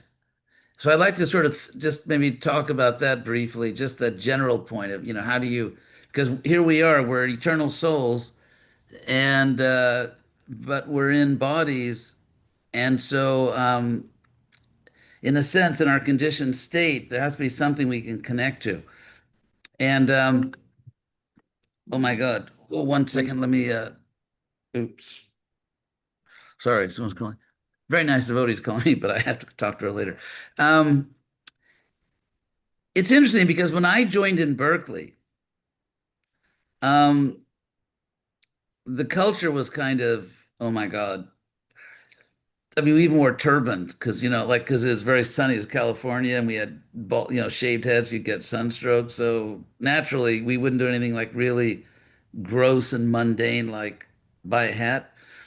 And so we, we had, we wore these turbans, like, about like, like about a kilometer worth of cloth and you wind it around. So, but everyone in the temple, and this is the point I wanted to make, everyone in the temple is kind of like me.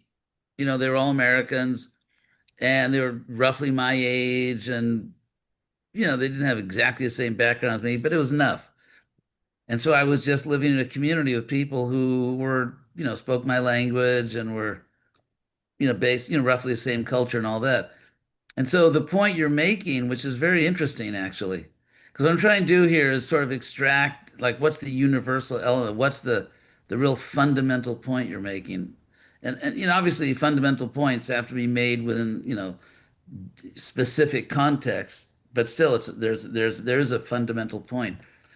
And that is that which I think is the same point I was making, that because we are at the present time conditioned souls, we're not totally liberated free flying, spirit people from the spiritual world. And so there has to be something on a human level that we can connect to. And I can honestly say, I think that if, let's say, I'd gone to a temple that not only had all these strange things like, dress and all that, and there weren't people who in some ways were like me, or I could relate to, sort of my age, I'm not sure I would have. I'm not sure. I mean, I think I would have kept chanting Hare Krishna and reading Prabhupada's books, but just being able to be with people who are kind of like me. And I was in Berkeley, and it was, and then one of my old friends, he actually wasn't an old friend, but he came from my neighborhood, from my high school, and he's a guru now in ISKCON, actually, Mahatma. But I preached him so. And we went on Sankirtan. We were just talking. I was right there on campus preaching to the same people who I'd been in the university with. So I never had the experience. Well, in a sense, I think that I mean, taking what you said as a universal, which has a specific application in your life, because you experienced a universal principle in a specific way because of where you were born, how you grew up, and what the situation was in the temple you visited. But I think my thing is like it's kind of like the ISKCON that I joined is sort of not there because I can't go. Like I remember traveling around as a young sannyasi, and just every temple I went to, they were kind of like me, and so there was just a natural camaraderie. It's just like before you join the movement, hopefully you have friends and people you hang out with, and then okay, I'm not giving up the principle of having friends. I'm not giving up the principle being with people that have empathy for me and I have empathy for them. We understand each other. We talk the same language. We care about the same things, but I'm just spiritualizing it. Mhm. And so I think that's the universal principle. And of course, Krishna has a spiritual body. And just one word, I'm not disagreeing with what you said, but just sort of being the lawyer for the color blue. And that is and that is, I mean, it is sort of dark and bluish. It's sort of because, for example, I can give no less an authority than late 1950s and early 1960s Superman comics. Because I remember, because I used to read those comics, and Superman, like, they would make his hair was so black that, but they were blue. There was blue in it, and so like even in art, and so and so. But anyway, I'm not. We don't have to debate, but I understand what you're saying, and Also, you're very articulate. You speak well, and so you're valuable. I'm always like scouting out talent. I'm like a talent scout, and so I think, yeah, you should get in touch with us because I mean you're intelligent, you're articulate, and you obviously you care about things. So we have to kind of like I don't want to say mobilize you because you could really do things. I mean you yeah, you're good. You have a good personality, you're a good speaker, and it's sincere. It's not just a show. And you could really do a lot of good in the world. So why don't you get in touch with us? Okay. All right. Hare Krishna. Well, Jasmine Devi, Marat's information is in the chat room, so you may pick it up before the class comes to an end. Maharaj, if you may address or say something in regards to what I'm just about to share. I'm also looking at the time. I'm paying Yes, yes. to the time. But I had heard from one guru who happens to be my senior god brother. He was saying that Krishna is smarter than everyone, you know. I So think so. Yeah, I think so. yeah, so when Krishna appeared, I mean, the scriptures describe Krishna's color in so many ways, but the color of Krishna, the complexion of Krishna described in the scriptures is such that no human being on earth actually possesses that color, in the sense that if I say that Krishna is black, then me being black may become unnecessarily puffed up that after all, Krishna is my complexion, it's from my tribe, it's from my continent, or Krishna is white. So if I'm a white person, then I am a real direct descendant of Krishna. But like Krishna being described as a monsoon cloud, uh, no human being actually has that exact color. So Yeah, if they add actually, something to that or yeah, clarify. actually, yeah, Bhakti Tirtha Swami, before he got that guru name, his name was Ganesham. Ganesha. And Gana means cloud. Mhm, So Shama can be translated as black or as dark, but mhm. and obviously, I mean, all of you, I mean, there's no one here in the room that is, literally black. I mean, Sarvatma has a black shirt on. Sarvatma, why don't you raise your hand?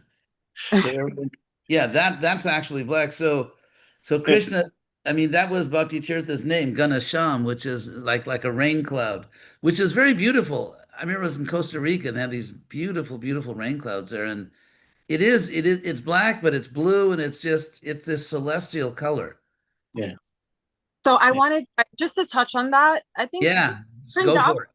Vrindavan is a special place because Krishna spent his time in Vrindavan. That's not to mean that India is the only place that you can Right. go. You should hype yourself up because you're Indian, because Krishna in Yeah. India, Vrindavan. But we know he went to Vrindavan, and we can enjoy that where he incarnated. But also, we are in Vrindavan wherever we are, where we are with Right, Krishna. right. So I'm just reading what Prabhupada said. When I Okay, read, okay. That's good. Okay, I like this. I This is wasn't. sort of I just want to say there's no superiority. There's just acknowledging the text and true, true. No, it's good. I like this. This is theological ping pong. Yeah. So, no, it's good. So, and you're smart. So I'm glad you're bringing this up. Anyway, what I would say is that you're right. Krishna is not any earthly color, and he was unique. He was unique, and it would be a mistake to identify Krishna with any sort of like human racial feature, whether, whatever it is.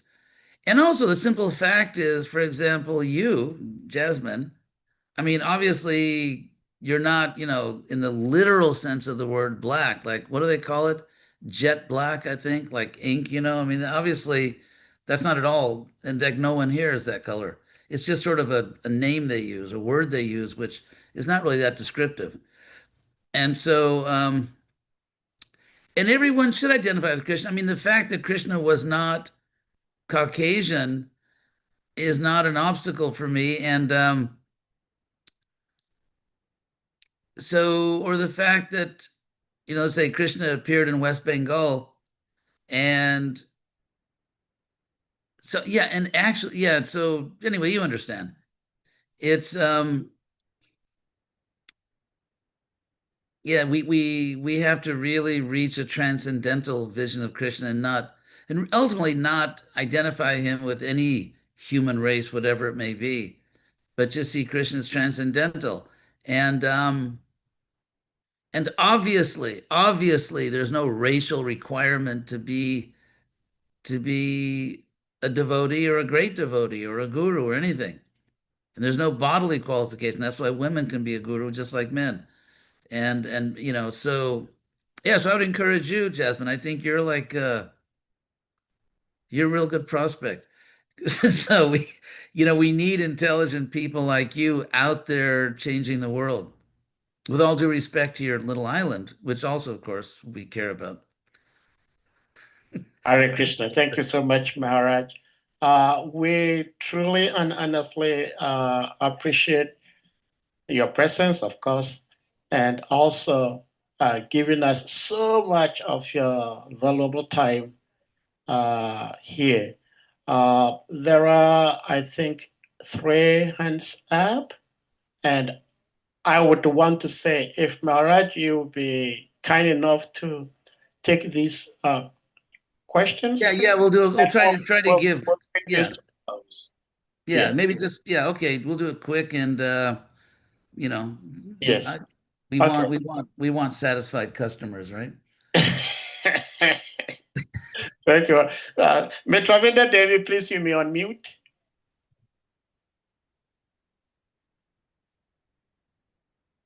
Hare Krishna Maharaj. It's so wonderful Thank to you. see you again after many years. I've heard many wonderful things about your continued preaching. I wanted to give a great thanks for the time that we spent with you in the circle roundabout that used to be outside of Gitanagari's parking lot or temple room, actually, where you would give us these amazing discourses on how to be Krishna conscious, how to remain Krishna conscious, and lots of things for us to think about to exercise our minds in the process. And you haven't stopped doing that. I'm very inspired by Krishna West. I would like to discuss with you aspects along the lines of what Jasmine was speaking about. I've put several things in the chat regarding my Guru Maharaj's Bhakti Tirtha Swami's teachings, references, and my experiences as his disciple from the early 90s in Washington, D. at the inception of our preaching center there, which was at the helm of doing all of these things relatable to, um, looking different, being different, and not being ruled out in terms of studying and practicing bhakti and accepting ourselves and others where they are and meeting them in order to help inspire. But thank you so much for continuing the good fight. And I'd love to be in contact with you. I live in Philadelphia, which Oh, is we in need to great light up Philadelphia. yeah, there's a great need for a lot of things here, and I am an interfaith, non-sectarian person. I'm a chaplain. I am a yoga teacher. I teach yoga teachers about the culture of bhakti in order to successfully train students on how and what yoga really is, and how far-reaching it is in the lives of people and how beneficial it is. And no ambiguity here. Um, I have great opportunities to share with people from where they are, which sometimes is not in a place of Krishna consciousness. And, I have to rise above a lot of times and pick and choose how to navigate those roads to share bhakti, which is love, regardless of whatever someone else has. So thank you again for being here. I look forward to being in touch with you. Hare Krishna. Thank you. I'll go Pleasure to to show see you. Prabhupada. Thank you. Hare Krishna. Hare Krishna. Thank you so much, Mitravinda Devi, and thank you so much, Maharaj. Maharaj, please, we are all children here, and I'm sure everybody knows that children love candy. And Maharaj, for lack of Well, I'm not a child, but I love candy too. So you are so sweet. You are so sweet, and the children here are not going to let go of you. So I see more hands up. I don't know what we can do, Maharaj. well, if I fall face first on my keyboard, that will be your indication that we probably should wrap up the program. But yeah, Uh, we can. so we will go to those who haven't spoken yet. So we'll go to Hamsaduta Prabhu. Please, you may unmute. Hangsa Duda was my first temple president in Berkeley in 1969. But I suspect since he passed away, there's probably a different one. Yeah, Hare, it's that one. Hare, There's a baby. yes, Hare Krishna Maharaj. Pretend I said my Oh, by special. the way, I think there may not be an H in your name. Sorry? Okay. That H, I see the way your name is spelled. Yes. Yeah. I'm going to look it up right now because I'm a sort of a stickler for. I tried to do that myself too, Marek. So I'm happy you pointed it out. Let's see, Yeah. because Hangsa Duda, of course, means swan messenger. Yes. So 1 second, let me. Yes, there's no H in your name. Okay. Oh, okay. The H, Yeah. you need the D and the U. Should it be there? Yeah, because the word Duta, like Vishnu Duta or Yama Duta or Hangsa Duta, it's just D, then a long U, T-A. Yeah. So yeah, we'll negotiate a reasonable price for that service I just gave you. Okay. Actually, thank you for the wonderful. I'm so fortunate to be here today. I nearly did not come, but I see if I did not come today, I've missed a very big fortune. And I'm so excited. I didn't want to ask question, but I saw His Grace Govinda was waving his hand and he was not able to raise his hand. So I just raised my hand for him so that he can ask his question. Oh, Yeah. okay. But I wanted to. Govinda Das. Yes, Govinda but does. this question came to my mind, which I wanted to ask about the dress code. So my question is, the sannyasis, the sannyasis, they wear this saffron and they carry ganga. So is this from Sri Prabhupada or they copy from Sri Prabhupada? I think that's a very old tradition in India, wearing the saffron cloth. It's not mentioned in Shastra. I mean, it is a nice color. If you're, if you're a sannyasi, it's sort of like a fashionista. But anyway, as far as where that color comes from, some scholars feel because it's sort of an earth tone, and in the old days, sannyasis would walk around. They didn't have cars or anything like that. And in India, it rains certainly, especially certain times of year, and so it's sort of an earth color that would not show. Like if you're wearing white, obviously every bit of dirt on you would show. So other than that, it's I'm not aware of any Shastra statement like indicating that's the proper color for renunciates. It's just I mean a lot of what we call, quote unquote Vedic culture is really just sort of Indian custom. For example, sannyasis are called Maharaja. Mhm. Maharaja, and of course, that is absolutely never, ever, ever found in Shastra. The word Maharaja, which we still have in English through Latin, which would be Magna Rex. In fact, Magna, like Magna Carta or Magnificent, that's Sanskrit Maha. That's historical linguistics, but I won't go into that now. So, Okay, but thank you. but I'm saying Maharaja, great king, is actually a name for great kings. So, but anyway, sorry. Okay, thank you. And other thing which my mother Jasmine was saying, being a black, how the whole world, we see that sometimes we become some kind of rejected and racism and so on. So psychologically, when I saw the Black Krishna, Yes. it made me feel that at least my God is black. Not like I'm like him, but at least I'll feel that even if everybody reject me, God accept me because I see color of him as black. No, I understand that. I understand Yes, that. so Although, it's interesting because, but anyway, that's a whole other topic. But yeah, definitely Krishna accepts everyone. Definitely Krishna is. Actually, I had I guess I don't know if they call it here, African American, whatever. A friend of mine who joined the movement, he became a sannyasi in ISKCON. His name was Sudama. He passed away many years ago. He actually opened up Japan. He went to my high school.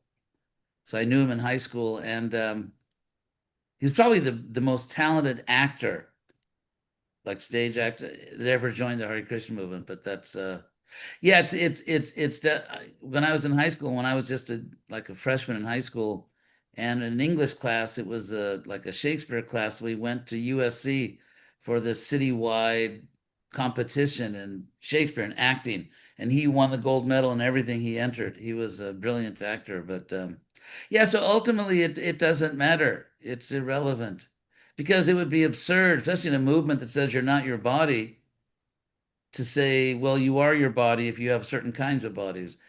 And it's also absurd to say you're not your body, but you are your clothes. So I mean, between your clothes and your body, better to be your body is closer to the soul. So anyway, Hare Krishna. So anything else? Hare Krishna, yes. yeah, Hare So, Krishna. Yes. Govinda Prabhu, can you unmute?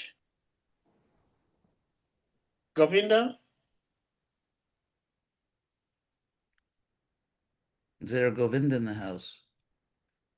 Yes. Yes, I raised my hands for him because I think maybe he's driving and he cannot raise his hand or unmute. So that's why I raised my hands for him. Yeah. Well, maybe we're going to wait. Okay, I get there. I'm there. Okay. Okay. All right. Thank you very, very much, Sahab Prabhu.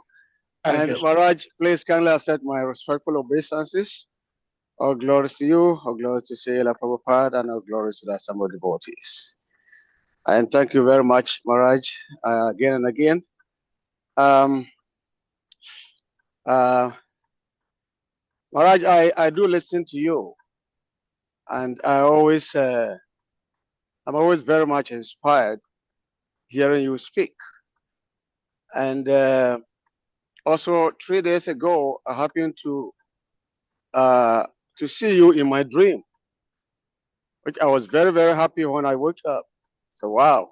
I hope I'm blessed. I hope I behave properly in your dream. Maharaj, you were having discussion like you're doing today, and I was so happy. Maharaj, I had 2 questions, but I know you don't have time. Yeah, actually, it So is. I may yes, actually faint from food deprivation, but go ahead. yes. So I'll make it very, very brief. One is that you you spoke a lot about clothing, the relevance of it, and that we should not be attached to a cloth, but we should rather be attached to Krishna and the process that will help us to reach Him. You talk about adaptation, time, place, and different circumstances. We can dress and also to be able to attract, the people in concern. That is one. And my real question in that was about the shaving of hair. Yes. We shave hair as devotees living in a temple as a monks. We shave hair and live shika, and also we put on neck beads, the necklace in our neck. So I would like you to say something about that also. And then Yeah. Okay, look, one point is the shaving the head and even leaving the shika. is actually a custom found in many, many different cultures. It's not at all something just found in Vaishnav culture. And Prabhupada didn't do it when he was a householder. So, yeah, it's basically it's the cultural principle. We have to. Okay, here's the point I wanted to make. One thing that really inspired me to sort of do Krishna West was a verse in the Bhagavatam. We're talking about the qualities of a serious devotee. Titikshava, they're tolerant, karunika, they're merciful, suhridak sarva dehinam, and they're uh, the dear friends or well-wishing friends of all conditioned souls. So if I wear Indian clothes, that means I'm making it much easier for some people to come to Krishna, and I'm making it much more difficult for other people. So with globalization, there is a kind of neutral, central, equidistant to all ethnic points way of dressing. So, for example, the way I'm dressed right now, I mean, I could go to many places in the world and it would be normal. I noticed, for example, when I used to go to Latin America and probably put me in charge of Latin America. So back in the 70s, there was sort of a Latino way of dressing. I mean, they wore certain kinds of slacks. They wore certain kinds of shirts that tended to be sort of have a square, but there was just a certain way, certain kinds of shoes. But now, if you go there, you go to Argentina or Mexico or Brazil, there is no Latino way of dressing anymore. It's just the same super elegant American slob style, like just pants and t-shirt and everything and or whatever. And so, or you go to Europe and it's just so you can go to many places in the world. You go to India nowadays. You can go to many places in the world, especially like the educated younger people. There's sort of a global culture now, which makes it very good for us because now what that means is that it makes it easier for us, at least in relevant countries, to dress in a way that people can relate to. I mean, globalization is real, and it certainly includes dress, it includes cuisine, it includes architecture. There really is a globalization which is very favorable for us. So we don't have to in every country, like if you go from Belgium to Holland, you don't have to, change the way you dress.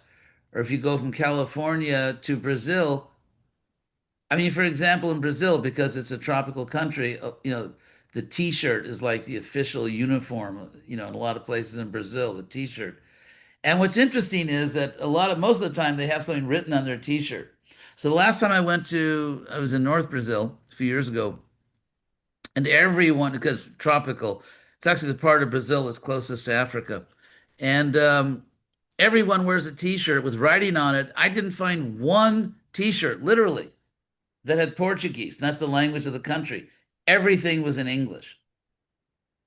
And so one thing is to take, let's say, Western culture as a symbol of oppression, of exploitation, and all that. And so if in someone's mind that's what it's a symbol of, then obviously they won't be comfortable with a certain kind of dress or whatever. But what I want to do, I want like because Prabhupada always stressed to me to preach in North America. That's why I'm here. So I want to present myself to the public where I am equidistant. I am sort of equal to everyone. And it's not I'm not tightly identifying with some little ethnic group or some cultural group or people that are into body art or this or that. I'm just there for everyone.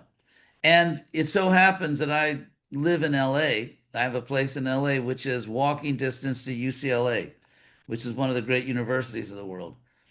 And and I always have this inner cultural anthropologist. So if I say take a walk on the campus, I'm not just taking a job a walk on the campus. My inner cultural anthropologist is going full steam. And what I've noticed is that the way students dress at a very respectable university, it's kind of the same as when I was in the University of California, which was, my God, 60 years ago. And they kind of dress the same. One thing, the weather in California, it's nice, and just t-shirts and simple pants or shorts. So it's not changing that much. And by the way, UCLA is the most diverse campus probably in North America. I mean, there is no majority group. There is no majority group. And whether it's, let's say, Chicanos or Latinos, who now they're actually in the University of California system, which has about 8 campuses, UCLA, Berkeley, San Diego, et cetera, et cetera. There are actually more Latinos than there are white people in the University of California system. There are more Asians than there are white people. So if you're white at these University of California campuses, you're a minority. But what's interesting is, and there is no majority, there's like just so many different races, so many different, people from all around the world, and everyone gets along. Everyone gets along. There are no big issues. Everyone kind of dresses in a similar way. There's a little difference. So what I mean to say is, I think that myself, if I'm going to try to give Krishna to people in North America, I want to be in the center. And there is an identifiable cultural center, which doesn't mean you're black, it doesn't mean you're white, it doesn't mean it just means, you're there. Like, for example, in America, 8 or 9% of the millionaires are African American. Incomes are increasing, and in fact, what's happening now in America is that blacks, Latinos themselves they're fed up with identity politics. They don't want it. I mean, amazingly enough, Trump, and that's the last time I'll say that name, but he actually gained black votes in the last election. Because why? Because people in America of that race, a lot of them are just intelligent people, that they're not one issue voters. They care about the economy. They care about international affairs. They care about lots of things. They care about the quality of the schools. It's not just you can wave a flag, okay, I love black people, or I love Latinos, or I love East Asians, and everyone votes you. They're not going for that. They want to be treated like individuals. They have many issues they care about, and they don't, and they just want to be citizens. They don't want to be stuck in these little boxes. And frankly, they're stuck in these little boxes by the woke left, who want to exploit them for votes and power and so on. And so it's well, that's what's going on, because I live in a state in which there is no majority race, there is no majority ethnic group, and so I think that. And by the way, I mean, you won't believe this. You'll probably think that I'm making this up. But when I was a kid, I was actually a really good basketball player, and so I had a lot of friends, because we play all day, especially in the summer. And so I had a lot of friends who were African Americans, including some of them actually went to the NBA, National Basketball Association. Um, so I don't want to lean toward the Indian community. If I wear a dhoti in public, yeah, it's really facilitating Indian people, but it's making it harder for other people. So my vision of what it really means to be a Krishna conscious preacher is that it's for everyone. I don't favor anyone. I don't make it harder for anyone. It's really for everyone. It's really for everyone. And we're transcendental. We're spiritual people, and we really couldn't care less what kind of body you have, because it's just irrelevant. Your body type, whether it's male or female, whether it's this color or that color, what has that got to do with anything? What really matters is, are you intelligent enough to understand that you're part of God? Can you understand that you're really meant to be a loving servant of God and to help other people transition into sanity.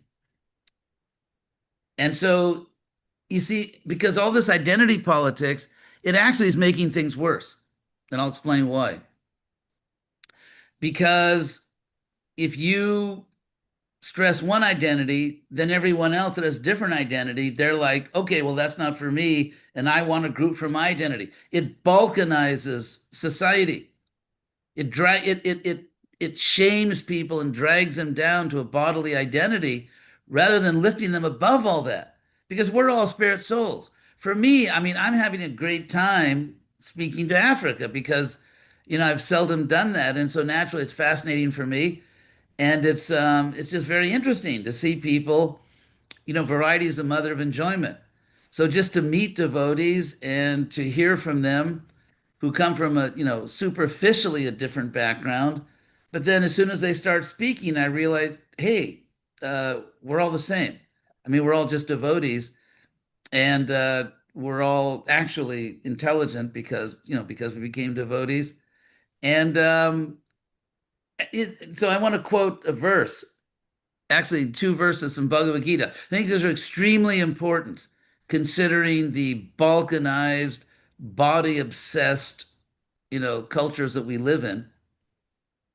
And that is Bhagavad Gita 1820 and 1821. You may want to note that, write that down, 1820 and 1821, because Krishna is talking about jnana, knowledge in the three modes of nature. And then in 1830 through 32, actually 1820, 22, he used the word buddhi. And so if you look at what he's talking about, buddhi means analytic intelligence, which means you understand things by breaking them down into their components, which is like the essence of, let's say, modern science, which is dominated by physics, where you break things down into their smallest components. And then when you break things down to their smallest pieces, then you okay, good. Okay, let me read that. Yeah, I'm used to the Sanskrit. Actually, I forgot the English, but I'll read it. So that knowledge by, whoops, 1820, that knowledge by which one undivided spiritual nature is seen in all living entities, though they are divided into innumerable forms, which means race, age, whatever, ethnicity, you should understand being the mode of goodness. Show the Sanskrit now, because I really want to get into the Sanskrit here. So Krishna says, Sarva Bhuteshu, all creatures, that knowledge by which, yena, ekam bhavam, one real existence. You see one real existence. And then avibhaktam vibhakteshu. The syntax of the Gita, the syntax of Shastra is important. Syntax means the word order. So Krishna has juxtaposed these two words, avibhaktam vibhakteshu, undivided in the divided. That knowledge of the mode of goodness. So maybe go to the next verse, 1821, Sanskrit. And if you look at that, and Krishna says, pritagtvena, literally by differentness, that knowledge in which one sees different states of being that are all divided. In other words, black people and white people are different. Asians, Latinos, I don't know, Eskimos. And so that's in the mode of passion, you see the differences as fundamental. In the mode of goodness, you see the differences are superficial and are just coverings of what is really the fact that we're all one. So maybe go back to the regular view now. And so what's happening is this identity politics is just dragging people down to the bodily concept of life. It's degrading society. And it's like total war, everyone against everyone. Because now we see a rise of sort of this, these white people. Okay, because we're tired of, because, the funny thing is there is systemic racism in American universities, which is anti-white male. So that if you're a white person, a white male applying, I saw this thing where they, just for people being hired to be in the fire department of Los Angeles. And so there was a lady there who was African American. She applied and was accepted, I think, within 48 hours. And they interviewed a white lady who was equally qualified, and she also got accepted 7 years later. So, and there's a lot of that. I mean, in fact, there was such egregious racism in acceptance for universities that the Supreme Court had to stop it because it was out of control. And so, what I'm saying is that Krishna consciousness lifts people above, and so naturally that bred white resentment. Now you have these crazy white people. You know, we're tired of being discriminated against. You know, it just goes on and on.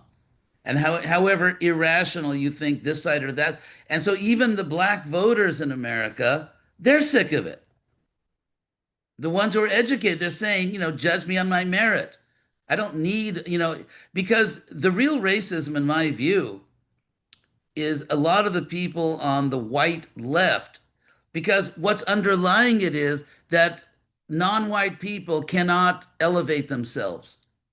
Only white people can lift them up, which is, of course, nonsense. And what's interesting is that it's interesting because you have some of these white, I mean, some of them are sincere, but I think a lot of them just want to feel it's like this very paternalistic, like you can't help yourself, we have to save you. Because if you look at the Latino community, somehow the white left never really got into that so much. I mean, obviously there's no slave history and there's different things. But what's interesting is they're rising quickly. There are now more Latino students at the most prestigious public universities in California than there are white students, and there was no movement. The Asians are going beyond the whites; they're beyond the whites in achievement. And what's interesting is that, and even black voters, especially educated black voters, they don't want some, you know, that they don't need leftist whites to save them. They can save themselves. They are saving themselves. Home ownership is increasing among African Americans. Incomes are going up. College. I mean, so rather than degrade people by like forcing them, shaming them into bodily identification, and if you don't identify, you're not allowed to be an individual. That's one of the main complaints of African Americans, by the way, about the left. They're not allowed to be individuals. They can't just be themselves. They can't just be citizens. They have to merge into this group identity. And so, and ISKCON, I mean, at its best, I mean, the Hare Krishna movement, we can raise society above bodily identity, above the mode of passion. And on that level, we're all the same. Like whoever's got a good idea, you've got a good idea. It's irrelevant what kind of body you have, whether it's a male or female, or this color, that color. That has nothing to do with anything. It's about what can you bring? What can you contribute? How much wisdom do you have? And so what we're trying to do is lift people above this stupid bodily identification, which just divides everyone, and to say, no, we're all equally spirit soul, as opposed to sort of like trying to force people, divide people up. And it turns out now there's like you know, there's like dozens of different body advocacy groups. You know, the Filipinos have their group, and you know, the Chinese Americans, Japanese Americans, this color, that color, you know, South Pacific and maybe North Pacific. And it's just, that's not a society, it's just chaos. And with Krishna consciousness, everyone is the same. It just depends on what your abilities are, what your devotion is. The rest is, I mean, who cares? So, yeah. Anyway, I'll get off my soapbox right now. But it was fun being on the soapbox for a few minutes. Hare Krishna. Thank you so much, Maharaj.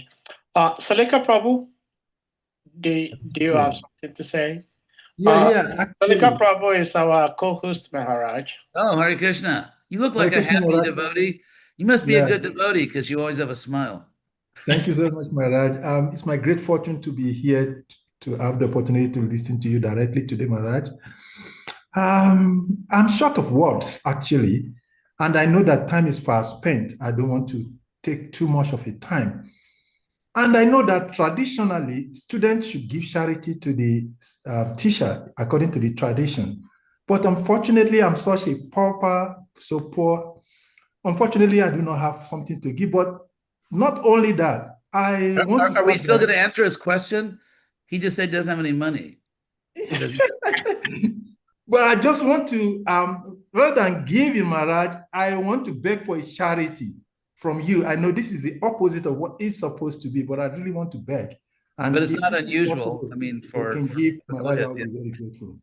And my request and my humble request is that Maharaj, if it is possible within your tight schedule, I will appreciate and beg that if you can give us one day within a month or one day in 2 months to speak on Hare Krishna Africa, it will be a greatest boon to our spiritual development.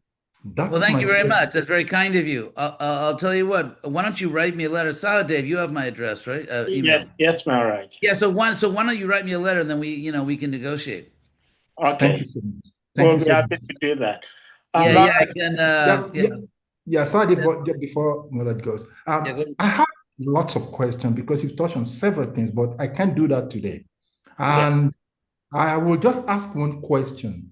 You've spoken touched so many areas, and this is the beauty of having predecessors and being there from the beginning now. You said something very touchy, that you can't find the ISKCON movement that you join. It's difficult to see that movement you joined in the beginning days. And even though we joined several years after, I also could say something similar to that. And that is bordering on some of the question I want to ask. But before saying that, I'm doing a book after over 2 decades of teaching in the university. I'm being inspired to write a book, Krishna Consciousness Aspect of Hinduism. And I'm hoping that between now and the end of the first quarter, it should be published. And some of the things you've said today actually has given me a lot of insight in what to do. And I really appreciate what you've shared today. But my question will be this, so that at least I have one question. My question is that looking at ISKCON from the beginning days, today, and the future, what do you think should be the mood of the preachers of second, third generation of Srila Prabhupada? How to navigate to make I Krishna would conscious? say, yeah. I would say intelligence and compassion. We're not trying to Indianize people. We're trying to give them knowledge.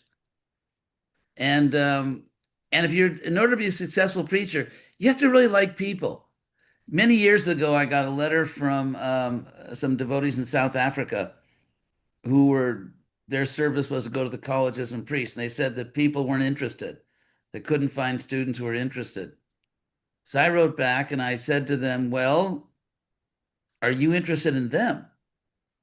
In other words, are you bringing a monologue to the campus or a dialogue?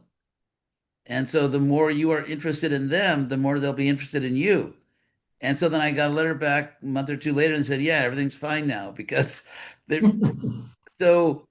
I mean, if you really care about people, if you really care about people, and you know that if I, let's say, maybe again, dress respectably as a lady or a gentleman, not something crazy.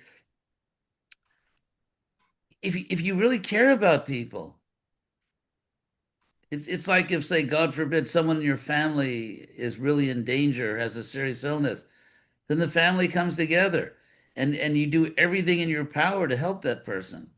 And if that person, that person, like, I don't know, make something up, don't wear a green shirt because he goes crazy when he sees green or something, then you don't wear a green shirt. And you're trying to, people have to identify with you before you can help them. So how can people identify with me when I'm dressed like a pious Martian? The point is we have to bring down, ISKCON has built this high wall of separation between us and them. We built the wall, not them.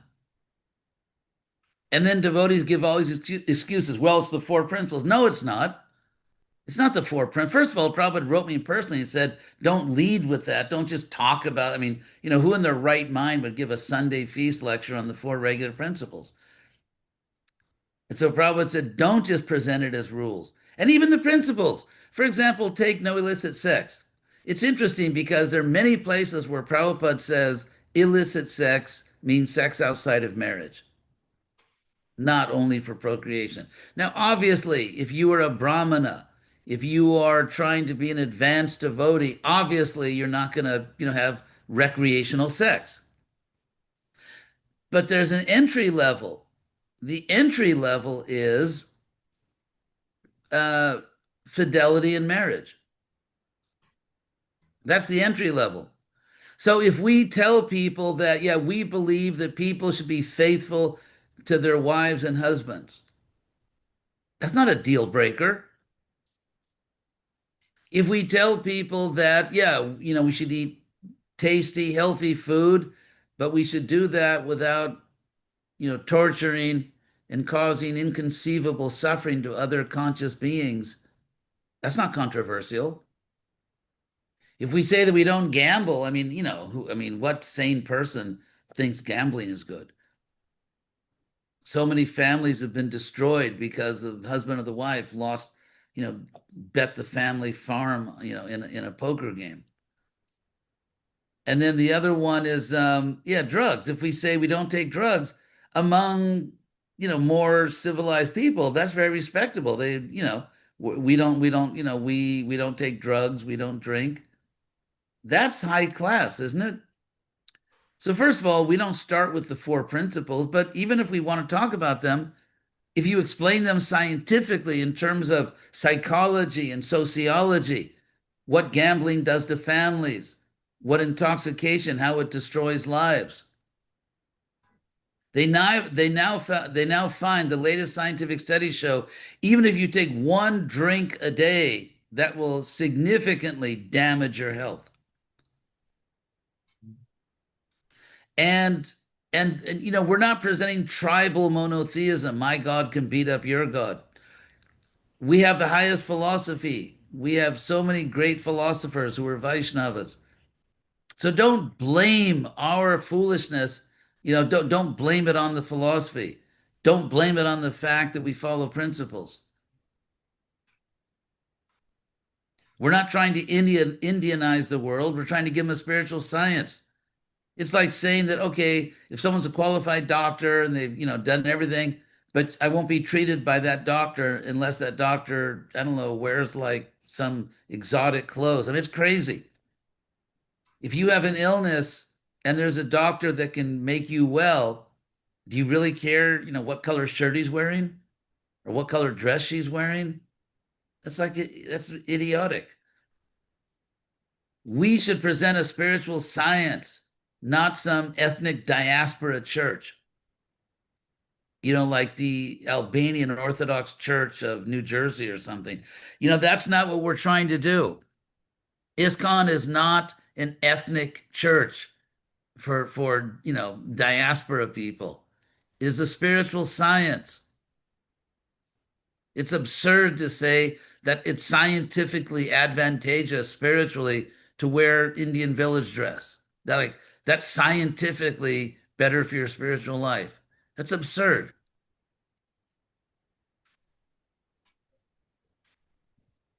So, Hare Krishna. Thank you so much, Maharaj. My pleasure. Viva Africa. Ever since it became evident that you're going to be speaking, I've been overjoyed since that time. And I was praying that this day never came. Because when this day comes, you come, you speak, and as you hear, I'm very joyous. But my dear big brother, Salika Prabhu, spoke my heart that I was so sad that when next are we going to have Maharaj again? But I'm really happy Salika Prabhu spoke the way he spoke and your response. So I'm going to get back to you, Maharaj. We are very grateful. I know there are two hands up, but please, we're going to apologize to you that Maharaj will not be able to take more questions. And we're hoping and praying that those people, Sriman Varahacharya and Jambavati, they could write me a note. Okay. All right. So we can have Maharaj here again, and we may be able to ask our questions.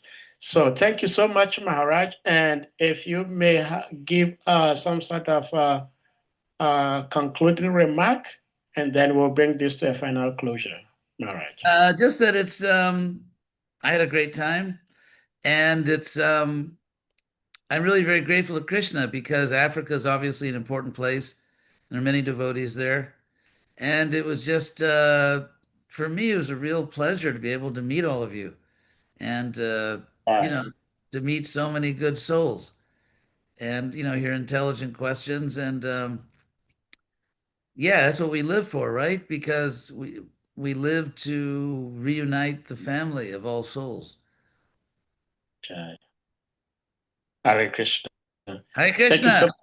Hare Krishna. So, dear devotees, we're going to humbly request you all to kindly unmute yourselves. And we all, with one love, one heart, chant Hare Krishna Mahamant to express our deepest appreciation and gratitude to our beloved speaker, His Holiness Nityananda Goswami Maharaj, for sharing his love and wisdom with us today. Please, if you all unmute, Jai. Hare Hare Krishna, Hare Hare Krishna, Krishna, Krishna Hare Krishna, Hare Hare, Hare Hare Rama, Rama, Hare Rama Rama, Rama Rama, Rama, Rama Hare Rama, Hare. Hare Hare Hare. Krishna. See you all later. Karpataru Hare Ubhyascha Kripa Krishna, Sanjubhyas Krishna Devascha Kripacha, Titanam Evacha Bhavashe Patitanam Dio Pavanam Vaishnavebhyo Namo Vaishnavyo Namaha. Namo Namo Namaha. Namaha. Holiness Hi. Nityananda Swami Goswami Maharaj ki Ki Jai. Hi. Co-founder Charya Srila Prabhupada ki Jai. Hi. Glories to assembled devotees. Hare Krishna. Hi. Hare Yeah, Hare Hare Hare.